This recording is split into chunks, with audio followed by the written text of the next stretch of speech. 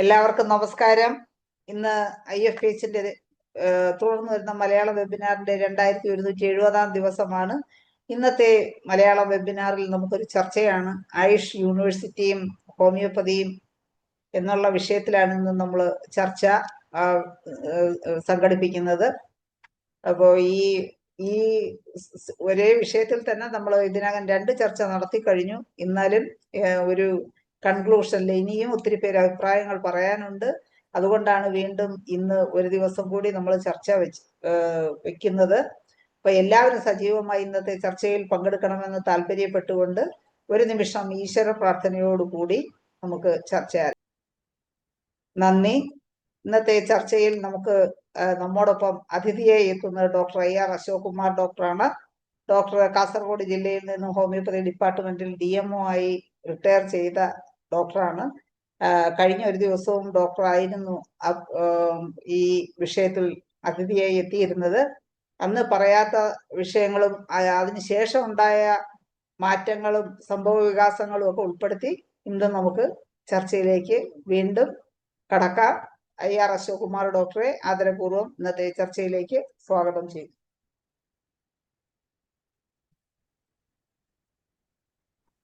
Thank you doctor Shaila. കേൾക്കുന്നുണ്ടല്ലോ അല്ലേ? കേൾക്കാം. ഓക്കെ ഡോക്ടറെ, ഒരു മിനിറ്റ്. ഡോക്ടർ മാക്സിമം ഒരു അരമണിക്കൂറിൽ കൂടുതൽ എടുക്കരുതേ. ഇത് കഴിഞ്ഞ് ചർച്ചയ്ക്കുള്ള ഡോക്ടർ പ്രീതി, ഡോക്ടർ ഷാജി അല്ല, കുട്ടി. ഇന്ന് ഞാൻ ഒന്ന് തുടങ്ങി വെക്കുന്നതേ ഉള്ളൂ. കാര്യം ഇതൊരു വലിയ വിഷയമാണ്. ഒരുപാട് പേർക്ക് അഭിപ്രായം പറയാനുണ്ടാകും. അപ്പോൾ അത് അരമണിക്കൂർ എടുക്കില്ല. ആദ്യത്തെ ഒരു 10 മിനിറ്റ് ഞാനൊന്ന് പറഞ്ഞിട്ട് വീണ്ടും നമ്മൾ ചർച്ചയിലേക്ക് വരാം.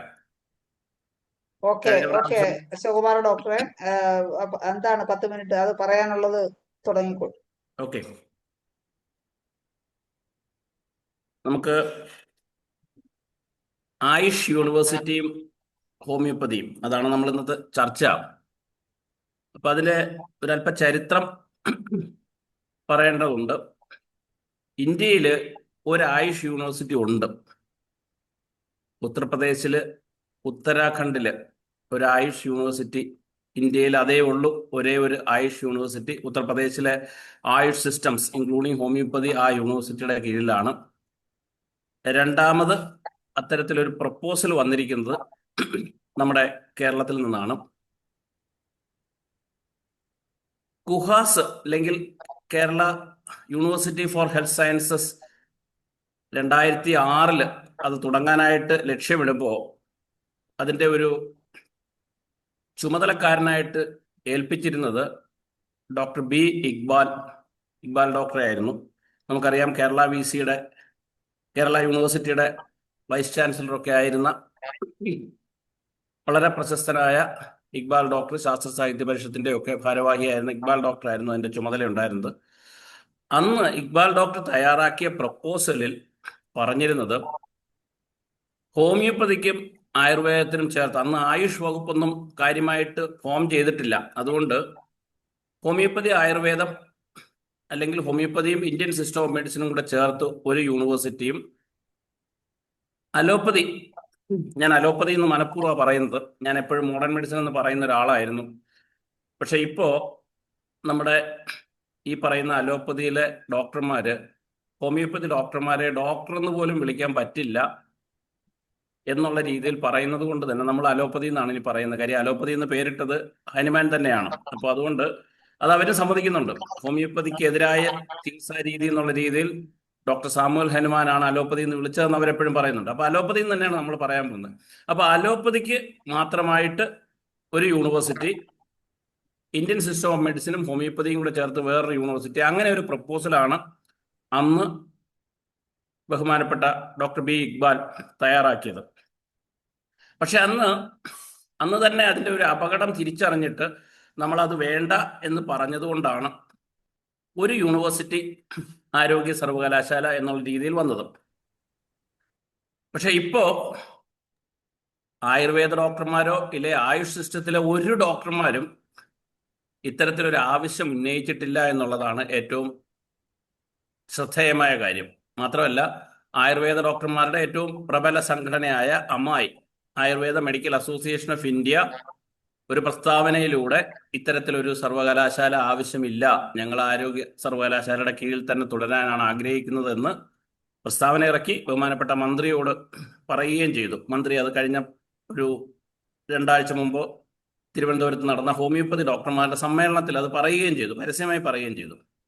ഹോമിയോപ്പതി രംഗത്തെ പ്രധാനപ്പെട്ട സംഘടനകളായ ISKയും IHMAയും ഇത്തരത്തിലൊരു സർവകലാശാല ആവശ്യമില്ല എന്ന് പറഞ്ഞു. ഇപ്പൊ ഈ സംഘടനകൾ പറഞ്ഞതുകൊണ്ട് മാത്രം നമ്മൾ വേണ്ട എന്ന് പറയുകയല്ല, നമ്മൾ അതിന്റെ എല്ലാ വശങ്ങളും പരിശോധിക്കണം. തീർച്ചയായിട്ടും ഹോമിയോപ്പതിക്കും ആയുർവേദത്തിനും അല്ലെങ്കിൽ ആയുഷ് സിസ്റ്റത്തിന് ഒരു പ്രാമുഖ്യം കിട്ടുന്ന സംവിധാനമാണോ ഈ ആയുഷ് യൂണിവേഴ്സിറ്റി എന്നുള്ള കാര്യം നമ്മൾ വിശദമായി പരിശോധിക്കേണ്ടതുണ്ട്. അവിടെ നിങ്ങൾ അതിന്റെ പേര് തന്നെ നോക്കിയാൽ മതി, ആയുഷ് യൂണിവേഴ്സിറ്റി. മറ്റേത് Kerala university of medical sciences, Kerala university of health sciences.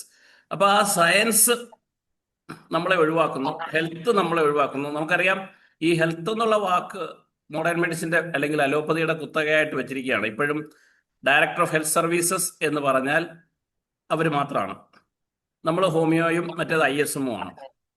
അപ്പൊ ഈ പേര് ഇപ്പോ ചെറിയ രീതിയിൽ നമ്മൾ കഴിഞ്ഞ ആഴ്ച വിഷയം ചർച്ച ചെയ്ത് തന്നെയാണ്. നമ്മളുടെ ഈ പറഞ്ഞ സൈബർ ആക്രമണത്തെ കുറിച്ച് പറഞ്ഞ കൂട്ടത്തിൽ നമ്മൾ പറഞ്ഞതാണ്. ഇപ്പോ അവർ സയൻസ് അല്ല ഹോമിയോപ്പതി, ഇല്ലേ ഇന്ത്യൻ സിസ്റ്റം ഓഫ് മെഡിസിൻ ഒന്നും സയൻസ് അല്ല, ഇതൊക്കെ ഒരു പാരമ്പര്യ ചികിത്സ.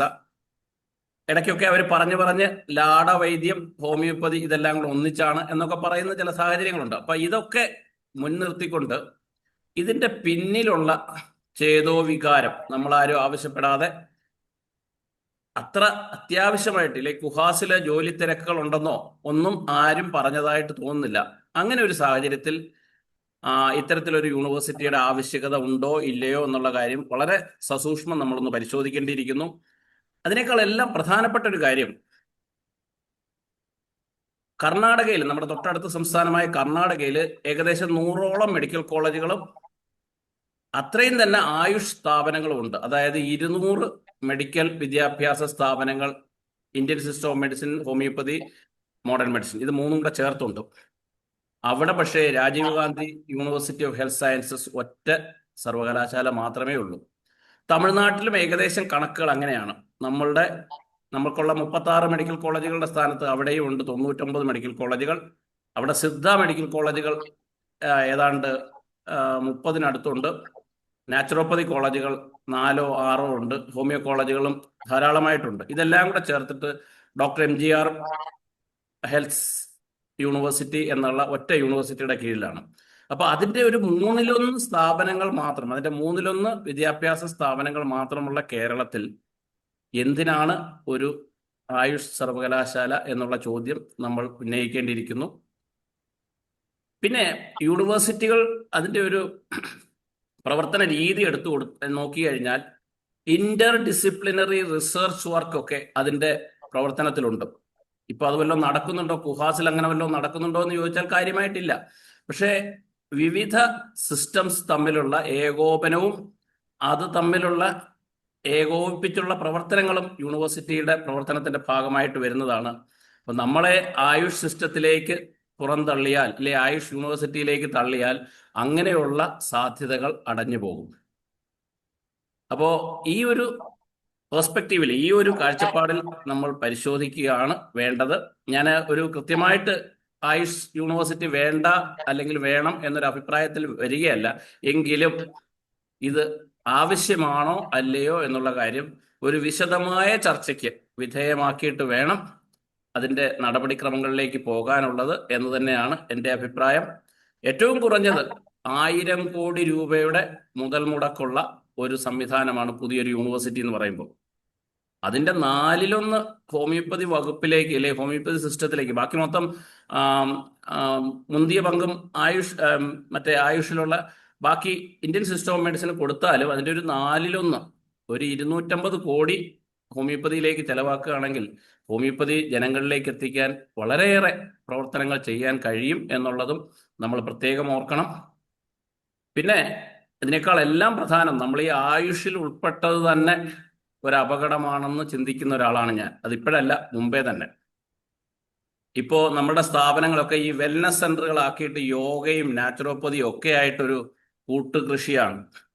യോഗയും നാച്ചുറോപ്പതിയും പിന്നെയും നമ്മളുടെ പ്രിൻസിപ്പിൾസുമായിട്ട് യോജിക്കുന്നതാണ്. പക്ഷെ ആയുർവേദവും നമുക്കും തമ്മിൽ യാതൊരു ബന്ധവുമില്ലാത്ത ഒരു ചികിത്സാ രീതിയാണ്.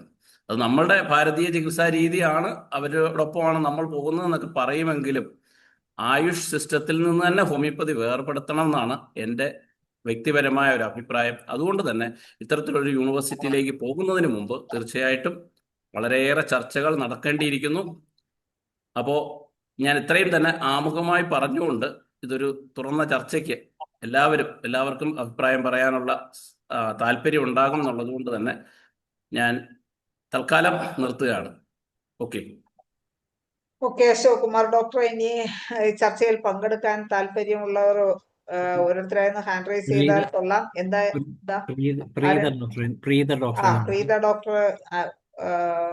പ്രീത ഡോക്ടർക്ക് സംസാരിക്കാം. അൺമ്യൂട്ട് ചെയ്ത് സംസാരിക്കാമോ?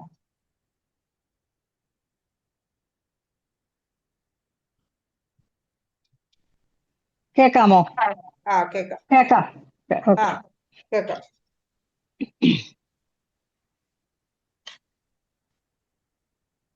IFPHന്റെ ഈ ചർച്ചയിൽ പങ്കെടുക്കുന്ന എല്ലാവർക്കും നമസ്കാരം. ഞാൻ അശോക് കുമാർ ഡോക്ടർ പറഞ്ഞതിനോട് 95% യോജിക്കുന്ന ഒരാളാണ്. കാരണം ഒരു സിസ്റ്റം നമ്മൾ സെപ്പറേറ്റ് ആയിട്ട് ഓൾറെഡി ആയുഷ് സിസ്റ്റം എന്ന് പറയുന്ന ഒരു സിസ്റ്റത്തിലോട്ട് നമ്മളെയും കൂടെ ഉൾപ്പെടുത്തിയെങ്കിലും പലപ്പോഴും പല സംസാരത്തിലും ഹോമിയോപ്പതി, കാരണം എന്ന് വെച്ചാൽ നമ്മൾ ഇന്ത്യൻ സിസ്റ്റം ഓഫ് മെഡിസിൻ അല്ല, അതുകൊണ്ട് എന്തൊരു പ്രസ്താവന ഇറക്കിയാലും നമുക്കൊന്ന് ശ്രദ്ധിക്കാവുന്നതേ ഉള്ളൂ. ബാക്കിയുള്ള ആയുഷിലെ ആൾക്കാരുടെ ഒക്കെ പേരെഴുതിയാലും ഈ അടുത്ത ഇടയ്ക്ക് ഇറങ്ങിയ പല പ്രസ്താവനയിലും ഹോമിയോപ്പതി അതിൻ്റെ അകത്തില്ല. അപ്പൊ അങ്ങനെ വരുമ്പോ തന്നെ പബ്ലിക്കിന് ഹോമിയോപ്പതി എന്ന് പറയുന്ന ഒരു ചികിത്സാ സമ്പ്രദായം ഉണ്ടോ എന്ന് തന്നെ ചിന്തിക്കുന്ന ഒരു അവസ്ഥയിലേക്കാണ് നമ്മളെ മാറ്റിയിരിക്കുന്നത്. വളരെ ബാക്കി പലരും അത് ശ്രദ്ധിക്കുന്നുണ്ടോ എന്ന് അറിയാൻ വയ്യ. ഒരുപാട് പേഷ്യൻസ് കുറഞ്ഞ അവസ്ഥയാണ് ഭൂരിഭാഗമുള്ള ഡോക്ടേഴ്സിനും ഉള്ളത്. അത് പെട്ടെന്നൊരു ദിവസമുള്ള അലോപ്പതിക്കാരുടെ പ്രവർത്തനമല്ല. അവര് വർഷങ്ങളായിട്ട് കരുതിക്കൂട്ടി ഈ ഒരു സിസ്റ്റത്തിനെ, പ്രത്യേകിച്ച് അവർക്ക് ത്രെട്ട് ഹോമിയോപ്പതിയേ ഉള്ളൂ. ഇവിടെയുള്ള എല്ലാ അലോപ്പതി ഹോസ്പിറ്റലിലും ആയുർവേദത്തിന്റെ വിങ്ങുണ്ട്. കാരണം അവർ പരസ്പരം അവരുടെ പേഷ്യൻസ് അങ്ങോട്ടോ ഇങ്ങോട്ടോ പോകത്തില്ല. പക്ഷേ ഹോമിയോപ്പതിക്കാരെ അവർ മാറ്റി നിർത്തിയേക്കുന്നതിന്റെ കാര്യം തന്നെ ഉള്ള പേഷ്യൻസ് മുഴുവനും ഹോമിയോപ്പതിക്ക് പോകുമെന്ന് അവർക്കറിയാം. ഹോമിയോപ്പതി മെഡിസിന്റെ ഗുണഗണങ്ങൾ വളരെയധികം അറിയാവുന്നവർ അലോപ്പതിക്കാരാണ്. ഇത് ഭയന്നിട്ട് ഈ സിസ്റ്റത്തിനെ എങ്ങനെങ്കിലും ഒന്ന് ഒഴിവാക്കിയാൽ മതി എന്നുള്ള ചിന്തയിലാണ് അവരിയ്ക്കുന്നത്. അപ്പൊ അതിൻ്റെ ഇടയ്ക്ക് ഞാനൊന്ന് സബ്ജക്റ്റിൽ നിന്ന് മാറിയെങ്കിലും ഈ ആയുഷ് സിസ്റ്റം ഈ ആയുഷ് യൂണിവേഴ്സിറ്റി വേണം എന്ന് പറഞ്ഞാല് അതിൻ്റെ ആകെ നമുക്ക് കിട്ടുന്ന പോസിറ്റീവ് അക്കാദമിക് നിലവാരം ഉയരും എന്നുള്ളത് മാത്രമേ ഉള്ളൂ. അതും നിലവാരം ഉയർന്നാലും പല സ്ഥലങ്ങളിലും റിസർച്ച് ചെയ്യാം എന്ന് പറഞ്ഞാല് ഒരു ഫോർ എക്സാമ്പിൾ ഒരെണ്ണം പറഞ്ഞാല് വർഷങ്ങൾക്ക് മുമ്പാണ്, അതായത് എനിക്ക് ഏകദേശം 38 years ആണ് ഉണ്ടായിരുന്നത്. ആ സമയത്ത് ട്രിവാൻഡ്രം ഇത് ഹോമിയോപ്പതി മെഡിക്കൽ കോളേജിൽ തന്നെ അവര് ടോട്ടൽ അലർജി കംപ്ലൈൻസിന് അവരൊരു റിസർച്ച് വിങ് രൂപപ്പെടുത്തി. അതിൻ്റെ അകത്ത് റിസർച്ച് ചെയ്യാൻ താല്പര്യമുള്ളവർക്ക് ചെയ്യാം എന്നുള്ളത് വന്നപ്പം ഞാൻ അവർക്ക് ഒരു ഇമെയിൽ അയച്ചതിനകത്ത് ഓൾറെഡി അലർജി കംപ്ലൈൻസിന് ഒരു ഫുൾ സ്റ്റോപ്പ് കിട്ടത്തക്ക രീതിയിൽ പ്രാക്ടീസ് ചെയ്ത് വന്നപ്പം എനിക്ക് അങ്ങനെ ഒരു അനുഭവം ഉണ്ടായിട്ടുണ്ട്. അപ്പോൾ ഓൾറെഡി അതിനൊരു ഫുൾ സ്റ്റോപ്പ് ഇടാം തീർച്ചയായിട്ടും, വളരെ പെട്ടെന്ന് തന്നെ, എത്ര പഴകിയതാണെങ്കിലും ആ ഫോർമുല എന്താണ് അതിൻ്റെ അകത്ത് ട്രീറ്റ്മെന്റ് എന്നുള്ളത് എൻ്റെ കയ്യിലുണ്ട് എന്നവരോട് പറഞ്ഞപ്പം അവരത് അത് ഏജ് ആ സമയത്ത് 35 ഏതാണ്ടാണ് അതിൻ്റെ ഏജ് ലിമിറ്റ്. ഇപ്പം 38 ആണ്. നിങ്ങൾ ഈ ഏജ് നോക്കിയും അതുപോലെ നമുക്ക് എന്തുമാത്രം ഉണ്ട് PG എന്ന് പറഞ്ഞാൽ MD എടുക്കാൻ എത്ര സീറ്റ് ഉണ്ട്. ഈ അടുത്ത ഇടയ്ക്ക് തന്നെ അലോപ്പതിക്കാർക്ക് ഏകദേശം ഒരു 50,000 സീറ്റാണ് അവര് PGക്ക് കൂട്ടിക്കൊടുത്തിരിക്കുന്നത്. ഹോമിയോപ്പതിയെ സംബന്ധിച്ചിടത്തോളം എത്ര സീറ്റുണ്ട്? അതും ഞങ്ങളൊക്കെ ആ സമയത്ത് പഠിച്ചിറങ്ങുന്ന സമയത്ത് വളരെ കുറച്ച് 5-6 സീറ്റിന് വേണ്ടിയാണ് എൻട്രൻസ് എഴുതുന്നത്. അപ്പൊ അത്രയും സീനിയോറിറ്റി ഉള്ള ആൾക്കാർക്ക് അതിൻ്റെ അകത്ത് സാഹചര്യം കൊടുക്കും. വെറുതെ ഞങ്ങൾ റിസർച്ച് ചെയ്തോളാം എന്ന് പറഞ്ഞ് ഇങ്ങനെ പൈസ വാങ്ങിച്ച് കൈ പിടിച്ചോണ്ട് റിസർച്ച് നടക്കുകയൊട്ടില്ല താനും. ഈ ഒരു തരത്തിലാണ് ഹോമിയോപ്പതിയുടെ ഒരവസ്ഥ നീങ്ങിക്കൊണ്ടിരിക്കുന്നത്. അപ്പൊ അക്കാദമിക് നിലവാരം ഉയർത്താൻ തന്നെ ആണെങ്കിലും നമുക്കൊരു സെപ്പറേറ്റ് ഒരു യൂണിവേഴ്സിറ്റി ഉണ്ടായാൽ തന്നെയും അതിൻ്റെ അകത്തിരിക്കുന്ന ആൾക്കാർ അതിന് സമ്മതിക്കുവോ എന്നുള്ള കാര്യം വളരെ സംശയമാണ്. ബാക്കിയുള്ളതെല്ലാം മൈനസ് പോയിന്റ്സ് ആണ് വരുന്നത്. അതായത് ഭരണപരമായ വിഭജനം അതിൻ്റെ അകത്തുണ്ടാകും ഒരു സെപ്പറേറ്റ് യൂണിവേഴ്സിറ്റി ഉണ്ടായാലേ. ഇതുപോലെ തന്നെ ആയിരുന്നു വെസ്റ്റേൺ കൺട്രീസിലും ഒക്കെ വർഷങ്ങൾക്ക് മുമ്പ് 10-26 വർഷം മുമ്പ് അവിടെയൊക്കെ ഹോമിയോപ്പതിയൊക്കെ ഇംഗ്ലണ്ടിലൊക്കെ നന്നായിട്ടുണ്ടായിരുന്നു. അവിടെ അതിന്റെ റിസർച്ച് അവരാണെങ്കിൽ ഓരോ ദിവസവും എന്താണ് പുതിയ റിസർച്ച്, ഒരു സ്റ്റെപ്പ് ഇന്ന് നിന്നാൽ പിറ്റേ ദിവസം അതിന്റെ മേളത്തെ സ്റ്റെപ്പ് കാല് വെക്കണമെന്നുള്ള ചിന്താഗതിക്കാരാണ്. അങ്ങനെ പോകാതെ ഹോമിയോപ്പതി സിസ്റ്റം കൂടുതലും എങ്ങോട്ടാണ് പടവലങ്ങ വളരുന്നത് പോലെ താഴേക്കുള്ള വളർച്ചയാണ് കണ്ടത്. അങ്ങനെ സ്ലോലി അവർ ആ ഒരു സിസ്റ്റമേ അവിടുന്ന് എടുത്ത് മാറ്റുകയാണ് ചെയ്തത്. എന്ന് പറഞ്ഞതുപോലുള്ള ഒരു അവസ്ഥ സത്യത്തിൽ ഇന്ന് ഭയപ്പെടണം. ഈവൻ കേരളത്തിൽ പോലും, കാരണം കേരളത്തിലാണ് ഏറ്റവും കൂടുതൽ ഹോമിയോപ്പതിയുടെ, മറ്റുള്ള ഇന്ത്യയിലെ പല സ്റ്റേറ്റുകളിലുണ്ടെങ്കിലും ഹോമിയോപ്പതിയിൽ വളരെ നല്ല രീതിയിൽ കേരളത്തിൽ നിൽക്കുന്ന ഒരു സംസ്ഥാനമാണ്. അവിടെ പോലും അത് ഇല്ലാതാകുമോ എന്നുള്ള ചിന്തയിലാണ് ഇന്ന് നമ്മളത് വളരെ ചിന്തിക്കേണ്ടത്. അപ്പൊ സെപ്പറേറ്റ് ആയിട്ടൊരു യൂണിവേഴ്സിറ്റി വെച്ചാൽ അതിന് വളരെ ക്രോർസ് ഓഫ് മണി വേണം നല്ല രീതിയിൽ അതൊന്ന് പോകാൻ വേണ്ടി. അതിൻ്റെ അത്ര എത്ര പെർസെൻറ്റേജ് ഹോമിയോപ്പതിക്ക് കിട്ടും? ആ ഒരു നല്ല പെർസെൻറ്റേജ് നമുക്ക് കിട്ടിയില്ല എന്നുണ്ടെങ്കിൽ തീർച്ചയായിട്ടും ഭരണം, അതിൻ്റെ അകത്തിരിക്കുന്നവർ തന്നെ, ഇപ്പൊ ഞാൻ ഒരു ഉദാഹരണം പറഞ്ഞു, ഇതാണ് ചെയ്യുന്നത്. ഭരണപരമായിട്ട് ആ ഒരു പെർസെൻറ്റേജ് നമ്മുടെ കയ്യിൽ കിട്ടിയില്ല എന്നുണ്ടെങ്കിൽ വീണ്ടും സിസ്റ്റം കൂടുതലും താഴെ പോവുകയേ ചെയ്യത്തുള്ളൂ. അപ്പൊ ഇപ്പൊ ആ ആരോഗ്യ സിസ്റ്റത്തിനോട് ചേർന്ന് നിന്ന് അറ്റ്ലീസ്റ്റ് എന്തെങ്കിലും സംതിങ് നമുക്ക് ചെയ്യാൻ സാധിക്കുന്നുവെങ്കിൽ അതിനെ പ്രൊമോട്ട് ചെയ്ത് ആ ഗവേഷണം അല്ലെങ്കിൽ പരീക്ഷണം ഇങ്ങനെയുള്ള കാര്യങ്ങൾ പ്രൊമോട്ട് ചെയ്ത് കൊണ്ടുപോയാൽ പിന്നെയും നമുക്ക് ബെനിഫിറ്റ് ഉണ്ടാകും. അല്ലാതെ സെപ്പറേറ്റ് ആയിട്ട് നിന്നാൽ അത്രമാത്രം ഗ്രാൻഡ്, അത്രമാത്രം നമുക്ക് ക്രോർസ് ഓഫ് മണി ഉണ്ടെങ്കിൽ മാത്രമേ ഹോമിയോപ്പതിക് സിസ്റ്റത്തിന് ഉയർന്നു വരാനായിട്ട് സാധിക്കുകയുള്ളൂ. അപ്പൊ അത് വളരെ ശ്രദ്ധിച്ചു വേണം ഈ ഒരു സംഭവം വേണോ എന്നുള്ള കാര്യത്തില് നമ്മൾ അഭിപ്രായം പറയാനും വേണമെന്ന് വാശി പിടിക്കാനും. ഓക്കെ. ഞാൻ ഒരു കാര്യം കൂടെ ഒന്ന് പറഞ്ഞോട്ടെ, ഒറ്റ പോയിന്റും കൂടാണ്. നമ്മൾ ഡെയിലി IFPH പലതും ചർച്ച ചെയ്യുന്നുണ്ട്. ഇത് ഈ IFPH-നകത്ത്, അതായത് ഹോമിയോപ്പതിക്കാരുടെ ഇടയ്ക്ക് മാത്രം നിൽക്കുകയാണ് ഈ ചർച്ച.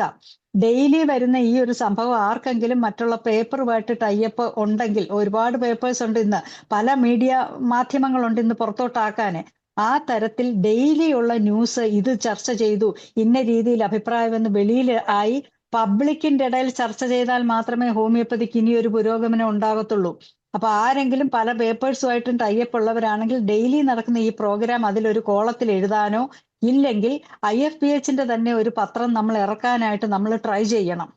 അതിൻ്റെ അകത്ത് ഡെയിലി ഇപ്പൊ മറ്റുള്ള പേപ്പറിന്റെ കൂടെ വെച്ച് വീടുകളിലെത്തട്ടെ, അല്ലെങ്കിൽ അത് നെറ്റിനകത്ത്, ഇന്റർനെറ്റിനകത്ത് മറ്റുള്ള പേപ്പർ, നമ്മളിപ്പോ ഹിന്ദു ഇതും എല്ലാം എടുത്ത് നെറ്റിനകത്തു നിന്നാണ് വായിക്കുന്നത്. അങ്ങനെ പോകണം. ആ രീതിയിൽ പോയാലേ പബ്ലിക്കിന് ഇന്ന് മനസ്സിലാകത്തുള്ളൂ. കാരണം ഹോമിയോപ്പതിയെ കുറിച്ച് അത്ര നെഗറ്റീവായിട്ടുള്ള പോയിന്റ്സ് അലോപ്പതിക്കാർ വെളിയിൽ പറയുന്നുണ്ട്. അപ്പൊ ഇത് പോയി പബ്ലിക്കിന്റെ ഇടയിൽ ചർച്ച ചെയ്യണം. ദയവ് ചെയ്ത് ഡെയിലി ഉള്ള IFPH-ന്റെ പ്രോഗ്രാം ഈ പുറത്തോട്ടാക്കാൻ വേണ്ടി എന്താ ചെയ്യേണ്ടതെന്ന് വെച്ചാൽ അതിനൊരു ചർച്ച തന്നെ വെക്കണം. അത് വെളിയിലോട്ടാക്കണം. ഇല്ലെങ്കിൽ ഹോമിയോപ്പതി താഴെ പോവുക തന്നെ ചെയ്യും, ഒരു സംശയവുമില്ല. ഓക്കെ പ്രീത ഡോക്ടറെ, ഇനിയിപ്പം മറ്റുള്ളവർക്ക് എന്താണ് പറയാനുള്ളത്? ഇപ്പൊ ഡോക്ടർ പറഞ്ഞത് കേട്ട് കാണുമല്ലോ. തീർച്ചയായും തീർച്ചയായും തീർച്ചയായിട്ടും കേൾക്കണം, തുടരണം. പിന്നെ എന്തെങ്കിലും പറയാനുണ്ടെങ്കിൽ പറയണം. അടുത്തത് ധനേഷ് ഡോക്ടറാണ് ഹാൻഡ് റൈസ് ചെയ്തിരിക്കുന്നത്. പറഞ്ഞോളൂ ഡോക്ടർ. ഏതായാലും ചർച്ചയിൽ അശോകുമാർ ഡോക്ടർ, പ്രിയ ഡോക്ടറൊക്കെ പറഞ്ഞത് നമ്മൾ ശ്രദ്ധിക്കുകയുണ്ടായി. പക്ഷേ ഹോമിയോപ്പതി എന്ന ചികിത്സാ സമ്പ്രദായം നമ്മൾ ഇനി ചർച്ച ചെയ്യേണ്ടത് ചത്ത കൊച്ചിന്റെ ജാതകമല്ല. ഇനി പുതിയ ഒരു ജാതകമാണ് എഴുതുന്നത്. ആ ജാതകത്തിൽ എന്തൊക്കെയുണ്ട്, അതെന്താണ് നമ്മൾ ചെയ്യേണ്ടത്, അതാണ് ഇവിടെ ചർച്ച ചെയ്യേണ്ടത്. അതായത് already government has decided to go with this AYUSH ministry, അതുപോലെ ആയുഷ് ഗ്രൂപ്പ്. അപ്പൊ അങ്ങനെ യൂണിവേഴ്സിറ്റി, അപ്പൊ ഇനി ആ ആയുഷ് യൂണിവേഴ്സിറ്റിയിൽ നമ്മൾക്ക് എന്തൊക്കെയാണ് വേണ്ടത്, നമ്മുടെ ഡിമാൻഡ് എന്തൊക്കെയാണ്, നമ്മുടെ പ്രശ്നങ്ങൾ എന്തൊക്കെയാണ്, അതാണ് നമ്മൾ ചർച്ച ചെയ്യേണ്ടത്. അല്ലാതെ ഇത് ഇനി വേണോ വേണ്ടേ, അവിടെ ഒരു സംശയമില്ല. ഓൾറെഡി ഗവൺമെന്റ് ഹാസ് ഡിസൈഡ് അപ്പൊ ഇനി ആ തീരുമാനം നമ്മൾ ഒപ്പിട്ട സാധനം ഇനി തിരുത്തി ഒപ്പ് മാറ്റണമെന്ന് പറയുന്നതിൽ എന്താ കാര്യം? പുരോഗമനം എന്ന് പറയുന്നത് പണ്ടേ നമ്മളുടെ പുരോഗമനം നമുക്ക് എത്തേണ്ടത് ഒരു ആ, ഈ, ഹോമിയോപ്പതി യൂണിവേഴ്സിറ്റി ഉണ്ടാകുന്നതിനാണ്. അപ്പൊ ഹോമിയോപ്പതി യൂണിവേഴ്സിറ്റി ഉണ്ടാകുന്നതിന്റെ ആദ്യ ഘടകമാണ് ഈ നമ്മൾ ആദ്യം കുഹാസിൽ കൊണ്ടിരുത്തിയത്. പക്ഷെ അപ്പോഴും ആയുഷ് കേന്ദ്ര ഗവൺമെന്റ് തന്നെ അതിന് മുമ്പായിട്ട് തന്നെ ഇതിനെ മാറ്റി ആയുഷ് മിനിസ്ട്രി ഉണ്ടാക്കി. അപ്പൊ ആയുഷ് മിനിസ്ട്രി ഉണ്ടായി കഴിഞ്ഞാൽ പിന്നെ അടുത്ത സംഭവിക്കാൻ പോകുന്നത് ആയുഷ് യൂണിവേഴ്സിറ്റി തന്നെ ആയിരിക്കും. അതാണിപ്പോൾ നിലവിൽ വന്നിരിക്കുന്നത്. അപ്പൊ നിലവിൽ ആയുഷ് യൂണിവേഴ്സിറ്റി വന്ന സ്ഥിതിക്ക് ഇനി അതിനകത്ത് ഹോമിയോപ്പതിക്കാർക്ക് എന്തൊക്കെ വേണം, ഹോമിയോപ്പതിയുടെ സാധ്യതകൾ എന്തൊക്കെയാണ്, അതിന് നമുക്ക് എന്തൊക്കെയാണ് ഇനി വേണ്ടത്, അവിടെ 1000 കോടിയോ 2000 കോടിയോ 500 കോടിയോ 100 കോടിയോ 1 കോടിയോ ഇത് നമ്മുടെ വിഷയമല്ല, അത് സർക്കാരിന്റെ വിഷയമാണ്. അത് അവരാണ് തീരുമാനിക്കേണ്ടത്. നമ്മൾ തീരുമാനിക്കേണ്ട കാര്യം ഹോമിയോപ്പതിക്ക് യൂണിവേഴ്സിറ്റി വരുമ്പോൾ ഈ ഒരു യൂണിവേഴ്സിറ്റി വരുമ്പോൾ അവിടെ വൈസ് ചാൻസലർ വെക്കുമ്പോൾ ഹോമിയോപ്പതി ഡോക്ടർമാരെ ഏതെങ്കിലും ഒരു കാലത്ത് വെക്കാൻ സാധ്യതയുണ്ടോ? അപ്പൊ അങ്ങനെ വരണമെന്നുണ്ടെങ്കിൽ അതെങ്ങനെ ചെയ്യണം? അതിനുള്ള റൊട്ടേഷൻ സംവിധാനം ഏർപ്പെടുത്തണമെന്ന് നമുക്ക് അഭ്യർത്ഥിക്കാം. അതുപോലെ തന്നെ രജിസ്ട്രാർ വെക്കുമ്പോൾ അത് ഈ പറഞ്ഞ പോലെ അതും റൊട്ടേഷൻ സമയത്ത് വെക്കണം. അതുപോലെ തന്നെ മറ്റ് ഓരോ ഗ്രൂപ്പിലും സെനറ്റ് മെമ്പർമാർ, ഇപ്പൊ ഹോമിയോപ്പതിയിൽ എത്ര സെനറ്റ് മെമ്പർമാർ വേണം, അത് ആയുർവേദത്തിൽ എത്ര വേണം, ഇതെല്ലാം ഈക്വൽ ആയിരിക്കണം.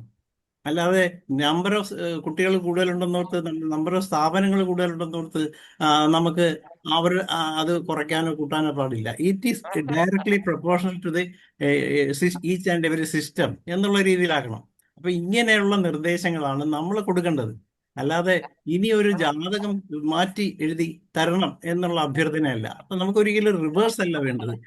ആദ്യം ആയുഷ് യൂണിവേഴ്സിറ്റി വരട്ടെ, അത് കഴിയുമ്പോഴാണ് നമുക്ക് ചോദിക്കാവുന്നത്. നമുക്ക് ആയുഷ് യൂണിവേഴ്സിറ്റി അല്ല വേണ്ടത്, നമുക്ക് ഈ ഹോമിയോപ്പതി യൂണിവേഴ്സിറ്റിയാണ്. അപ്പൊ ഈ ലോകത്ത് മുഴുവൻ ഇപ്പൊ ഹോമിയോപ്പതി യൂണിവേഴ്സിറ്റി കേരളത്തിലുണ്ടെന്ന് പറയുമ്പം നമുക്ക് അഭിമാനിക്കാവുന്ന കാര്യമാണ്. അപ്പൊ അതുകൊണ്ട് തന്നെ ഇപ്പൊ നമുക്ക് വേണമെങ്കിൽ അപ്ലൈ ചെയ്യാം, നമുക്ക് അപേക്ഷിക്കാം ഗവൺമെന്റിനോട്. ഇപ്പൊ തന്നെ ആയുഷ് യൂണിവേഴ്സിറ്റിയിൽ ആയുർവേദക്കാർക്ക് വേറെയും ഞങ്ങൾക്ക് വേറെ ആയിട്ട് തരാം. അപ്പൊ അവർ പറയും ഞങ്ങളുടെ കയ്യിൽ 100 കോടി മുടക്കാനുള്ള കാശേ ഉള്ളൂ, ഈ കാശ് കൊണ്ട് നിങ്ങൾ എല്ലാവരും കൂടെ സ്വരുമയായിട്ട് പോകണം എന്നായിരിക്കും ഗവൺമെന്റ് നമ്മളോട് പറയുന്നത്. അപ്പൊ ആ സ്വരുമയോട് കൂടി നമ്മൾ പോവുക. ഇനി നമ്മൾ ഈ പറഞ്ഞ പോലെ ഇപ്പൊ അവിടെ ഇരുന്ന് നമ്മൾ ശ്വാസം മുട്ടിയിട്ട് നമുക്ക് എന്തെങ്കിലും കിട്ടാതെ വന്നോ? നമ്മുടെ റിസർച്ച് വർക്കുകൾ ഒന്നും തന്നെ നടന്നിട്ടില്ല കേരളത്തിൽ. നമ്മളിപ്പോ ഈ ഗ്രൂപ്പിൽ നമ്മൾ IFBH പ്രോഗ്രാം നടത്താൻ തുടങ്ങിയിട്ട് ഈ 7 വർഷമായിട്ട് മനസ്സിലാക്കിയ ഒരു കാര്യം, നോർത്ത് ഇന്ത്യയിൽ ഒത്തിരി PhD-കാരുണ്ട് ഹോമിയോപ്പതിയിൽ. കേരളത്തിൽ എത്ര പേരാ ഉള്ളത്? 1-2 പേര് അവിടെ ഇവിടെ പുറത്തു പോയി എടുത്തവരാണ്. അപ്പൊ കേരളത്തിൽ ഇത്രയും നാൾ ഇത് വരുന്നില്ല. ഇവിടെ PG തന്നെ വന്നത് വളരെ വൈകിയാണ്. നമുക്ക് വേണ്ടത് ഇനി നമുക്ക് എന്തൊക്കെ വേണം, ആ വിഷയം മാത്രമായിരിക്കണം നമ്മൾ ചർച്ച ചെയ്യേണ്ടത്. അല്ലാതെ വേറൊന്നും ചർച്ച ചെയ്തിട്ട് ഗണേഷ് ഡോക്ടറെ, കാര്യമില്ല. ഇതാണ് എനിക്ക് പറയാനുള്ളത്. ഞാൻ നിർത്തുകയാണ്. തീർച്ചയായിട്ടും. കാരണം എന്ന് വെച്ചാൽ നമ്മളെ അവിടെ ഒരു മൂലയിൽ ചാരി വെച്ചിരുന്നത് നമുക്ക് എന്ത് പ്രയോജനങ്ങളൊക്കെ കിട്ടി. ഇനിയിപ്പം നമുക്കായിട്ട് തന്നെ ഒരു യൂണിവേഴ്സിറ്റി കിട്ടിയാൽ നമുക്ക് സമരം ചെയ്ത് പലതും നമുക്ക് അല്ലെങ്കിൽ നേടിയെടുക്കാമല്ലോ. അതിനായിട്ട് പ്രവർത്തിക്കുന്നത് നന്നായിരിക്കും എന്ന് തോന്നുന്നു. ഇനി അടുത്ത് മനോജ് ഡോക്ടർക്ക് എന്താണ് പറയാനുള്ളതെന്ന് കേൾക്കാം. ഗണേഷ് ഡോക്ടറെ വാദം ആണ് വളരെ യുക്തമായി എനിക്ക് തോന്നുന്നത്. നമ്മൾ എന്തിനാ ആദ്യമേ ഒരു നെഗറ്റീവായിട്ട് ചിന്തിക്കേണ്ട ആവശ്യമില്ല. മാത്രമല്ല അറിയാലോ, തിരുവിതാംകൂർ സർവകലാശാല ഉണ്ടായിരുന്നു 1937 അന്നെൻ്റെ ഓർമ്മ, എൻ്റെ അറിവ്. അത് കഴിഞ്ഞിട്ടാണല്ലോ ബാക്കി യൂണിവേഴ്സിറ്റി വന്നത്. പിന്നെന്താ ഉണ്ടായത്? കാർഷിക സർവകലാശാല ഉണ്ടായില്ലേ? എന്നിട്ട് എന്ത് പറ്റി? അവർ പുരോഗമിച്ചു. അപ്പൊ അത് കഴിഞ്ഞിട്ടാണ് ഈ പറഞ്ഞ ആയുഷ് സർവകലാശാല ഒന്ന് കുറച്ച് മാറ്റം ഉണ്ടായി. അപ്പൊ ഇനി അത് കഴിഞ്ഞിട്ടാണ് ഈ ഹെൽത്ത് സർവകലാശാല ഉണ്ട്. അവിടെ വടക്കേപ്പുറത്ത് തലയും ചൊറിഞ്ഞിക്കേണ്ട ആവശ്യമുണ്ടോ? ഇപ്പുറത്ത് വരിക. നമ്മളെ ഈ ഉള്ളിലെ അടിമത്ത ബോധം ഉണ്ടാത്ത കാരണം എനിക്ക് തോന്നുന്നത്. എന്തിനാ ഞാൻ മേലോട് ചിന്തിക്കുന്നത് 1000 crore 10000 crore? It's up to government. നമ്മളിവിടെ ചിന്തിക്കേണ്ട കാര്യത്തിൽ എന്താണ് ടേംസ് ഓഫ് റെഫറൻസ് നോക്കുക. ആരെങ്കിലും നോക്കിയായിരുന്നു? ചർച്ചയ്ക്ക് വന്ന വേള നോക്കിയായിരുന്നത്? ഒന്ന് പറയുന്നതാണ് examine the existing functioning of the current Ayush education institutions. 2, propose an organisation structure and administrative framework for the stand alone university. 3, integrate expand research projects, clinical studies and drug development opportunities.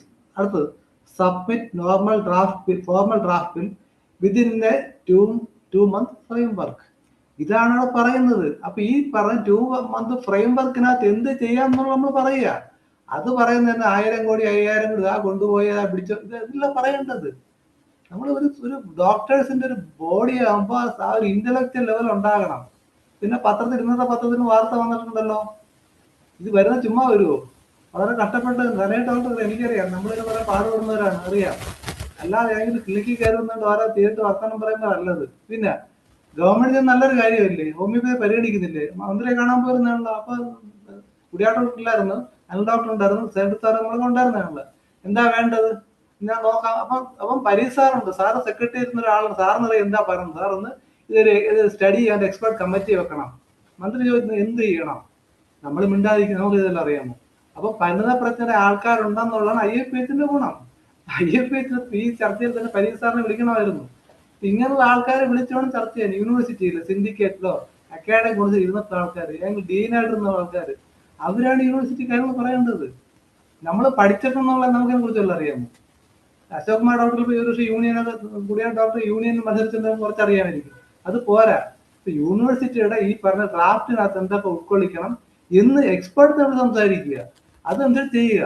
അത് വേണം IFPH ഒരു intellectual body നിലയ്ക്ക് ചെയ്യേണ്ടത്. തന്നെ ഡോക്ടറെ 100% support ചെയ്യുന്നു. Thank you.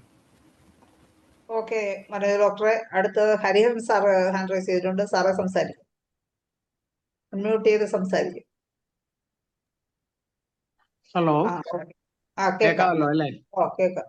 ഇപ്പൊ ഈ ആയുഷ് യൂണിവേഴ്സിറ്റി കേരള ഗവൺമെന്റ് വരാൻ പോകുന്നു എന്ന് പറയുന്നത് തീർച്ചയായിട്ടും ഒരു നല്ല കാര്യമാണ്. എൻ്റെ അഭിപ്രായം. ഒന്നാമത് തന്നെ നമ്മൾ മനസ്സിലാക്കേണ്ടത്, നമ്മുടെ ഒരു ഹോമിയോപ്പതിക് സെപ്പറേറ്റ് ആയിട്ട് യൂണിവേഴ്സിറ്റി എന്നൊക്കെ പറയുമ്പോൾ ഉണ്ടല്ലോ, ഞാൻ തുറന്നു പറയുന്നു, വാസ്തവത്തിൽ ഹോമിയോപ്പതിക്ക് അതിന് സ്കോപ്പില്ല. എന്താണ് homoeopathic system? It is only A therapeutic system. ആയുർവേദം അങ്ങനല്ല. ആയുർവേദത്തിന് എല്ലാ ശാഖകളും ഉണ്ട്, പലവിധ ശാഖകളുണ്ട് ആയുർവേദത്തിന്. ഹോമിയോപ്പതിക്ക് എന്താ അത്ര ശാഖകൾ ഉള്ളത്? വളരെ ലിമിറ്റഡ് ആയിട്ടുള്ള ശാഖ ഇത് മാത്രമേ ഉള്ളൂ ഹോമിയോപ്പതിയിൽ. അതുകൊണ്ട് ഒരു യൂണിവേഴ്സിറ്റിക്ക്, ഹോമിയോപ്പതിക് യൂണിവേഴ്സിറ്റി എന്ന് പറയത്തക്ക രീതിയിലൊരു സ്കോപ്പ് ഞാൻ സ്വതന്ത്രമായിട്ട് പറയുകയാണ്, നിങ്ങൾ കുറ്റം പറഞ്ഞാലും വേണ്ടില്ല, അതിനുള്ള സ്കോപ്പ് ഹോമിയോപ്പതിക്സിന്. പിന്നെ ഈ ആയുഷ് യൂണിവേഴ്സിറ്റി വരുവാണെങ്കിൽ അതിനകത്ത് ഹോമിയോപ്പതിക്ക് പിന്നെ നമ്മൾ ശ്രമിക്കേണ്ടത് അതിനകത്ത് ഈക്വൽ ആയിട്ടുള്ള സ്ഥാനം നേടിയെടുക്കുക എന്നുള്ളതാണ്. അതാണ് എൻ്റെ അഭിപ്രായം. സെനറ്റിലാണെങ്കിലും അപ്പോയിൻമെന്റ്സിലാണെങ്കിലും വൈസ് ചാൻസലർ പദവിയിലാണെങ്കിലും രജിസ്ട്രാർ പദവിയിലാണെങ്കിലും എല്ലാം നമ്മൾ ഈക്വലായിട്ട് നേടിയെടുക്കാൻ നോക്കണം. അല്ലാതെ നമ്മളെ ഇതിനകത്ത് ഉൾപ്പെടുത്തണ്ട, നമുക്ക് സെപ്പറേറ്റ് യൂണിവേഴ്സിറ്റി വേണമെന്നൊന്നും പറയുന്നത് ഈ സമയത്ത് ഒരിക്കലും നന്നല്ല. അത് ഇനിയും ചെയ്യേണ്ടത് നമ്മൾ അതിനകത്ത് ഈക്വൽ പാർട്ടിസിപ്പേഷൻ കിട്ടാൻ വേണ്ടിയിട്ട് നമ്മൾ ശ്രമിക്കണം. അല്ലാതെ ഇപ്പോഴേ തല്ലി പിരിയരുത് എന്നാണ് എൻ്റെ അഭിപ്രായം. ഓക്കെ ഹരിഹരൻ സാറേ. അപ്പൊ ഇത്രയും കേട്ടതിൽ നമ്മുടെ വൈസ് പ്രസിഡന്റ് ഷാജി കുടിയാട്ട ഡോക്ടർ ഉണ്ട്. ഡോക്ടർക്ക് എന്താണ് പറയാനുള്ളത്? ഇത് വളരെ ഗൗരവമായിട്ട് ചർച്ച ചെയ്യേണ്ട ഒരു വിഷയം തന്നെയാണ്. ഇങ്ങനെ ഇപ്പൊ നമ്മൾ ബേസിക്കായിട്ട് ഞാൻ കഴിഞ്ഞ കുറേ ദിവസങ്ങളായിട്ട് ഈ ഒരു ചർച്ചയുമായി ബന്ധപ്പെട്ട് ആയുർവേദം, ഹോമിയോപ്പതി തലത്തിലുള്ള ഒത്തിരി പേരുമായിട്ട് വിഷയം സംസാരിച്ചുകൊണ്ടിരിക്കുകയായിരുന്നു. അപ്പോൾ ഇതിൻ്റെ അകത്ത് പല അഭിപ്രായങ്ങളും പലരും പറഞ്ഞു. എനിക്ക് ഇതുമായിട്ട് ബന്ധപ്പെട്ട പ്രവർത്തിക്കുന്ന ഒരു വ്യക്തി എന്നുള്ള നിലയിൽ എൻ്റെതായ അഭിപ്രായങ്ങളുമുണ്ട്. അപ്പോൾ എല്ലാവരും നമ്മൾ ഒരു അടഞ്ഞ മനസ്സോടെയാണ് കാര്യങ്ങളെ കാണുന്നത്. അല്ലെങ്കിൽ നമ്മുടെ ഒരു മൃതപ്രായരായ, നമുക്കൊരു സ്കോപ്പില്ലാത്ത വ്യക്തി, ഒരു പ്രസ്ഥാനം അല്ലെങ്കിൽ ഒരു ചികിത്സാശാസ്ത്രം എന്നുള്ള നിലയിലാണ് പലപ്പോഴും കാര്യങ്ങളെ കാണുന്നത്.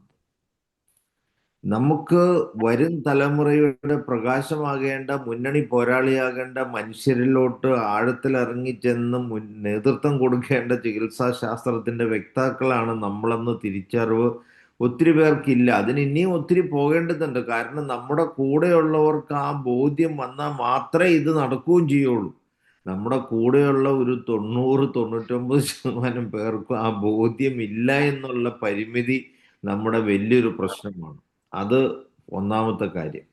ഈ ഒരു യൂണിവേഴ്സിറ്റി കൊണ്ടുവരിക എന്ന് പറഞ്ഞ് ഇക്ബാൽ എന്ന് പറഞ്ഞ ഡോക്ടർ കൊണ്ടുവരുന്നത് തന്നെ നമ്മളെ ഒതുക്കാൻ വേണ്ടിയിട്ടാണെന്നുള്ളതാണ് യാഥാർത്ഥ്യം. അതിൻ്റെ അകത്തൊരു സംശയവും വേണ്ട. അവരുടെ ചിന്തയിൽ നമ്മളെ ഒതുക്കുക എന്നുള്ളതാണ് അതിൻ്റെ യാഥാർത്ഥ്യം.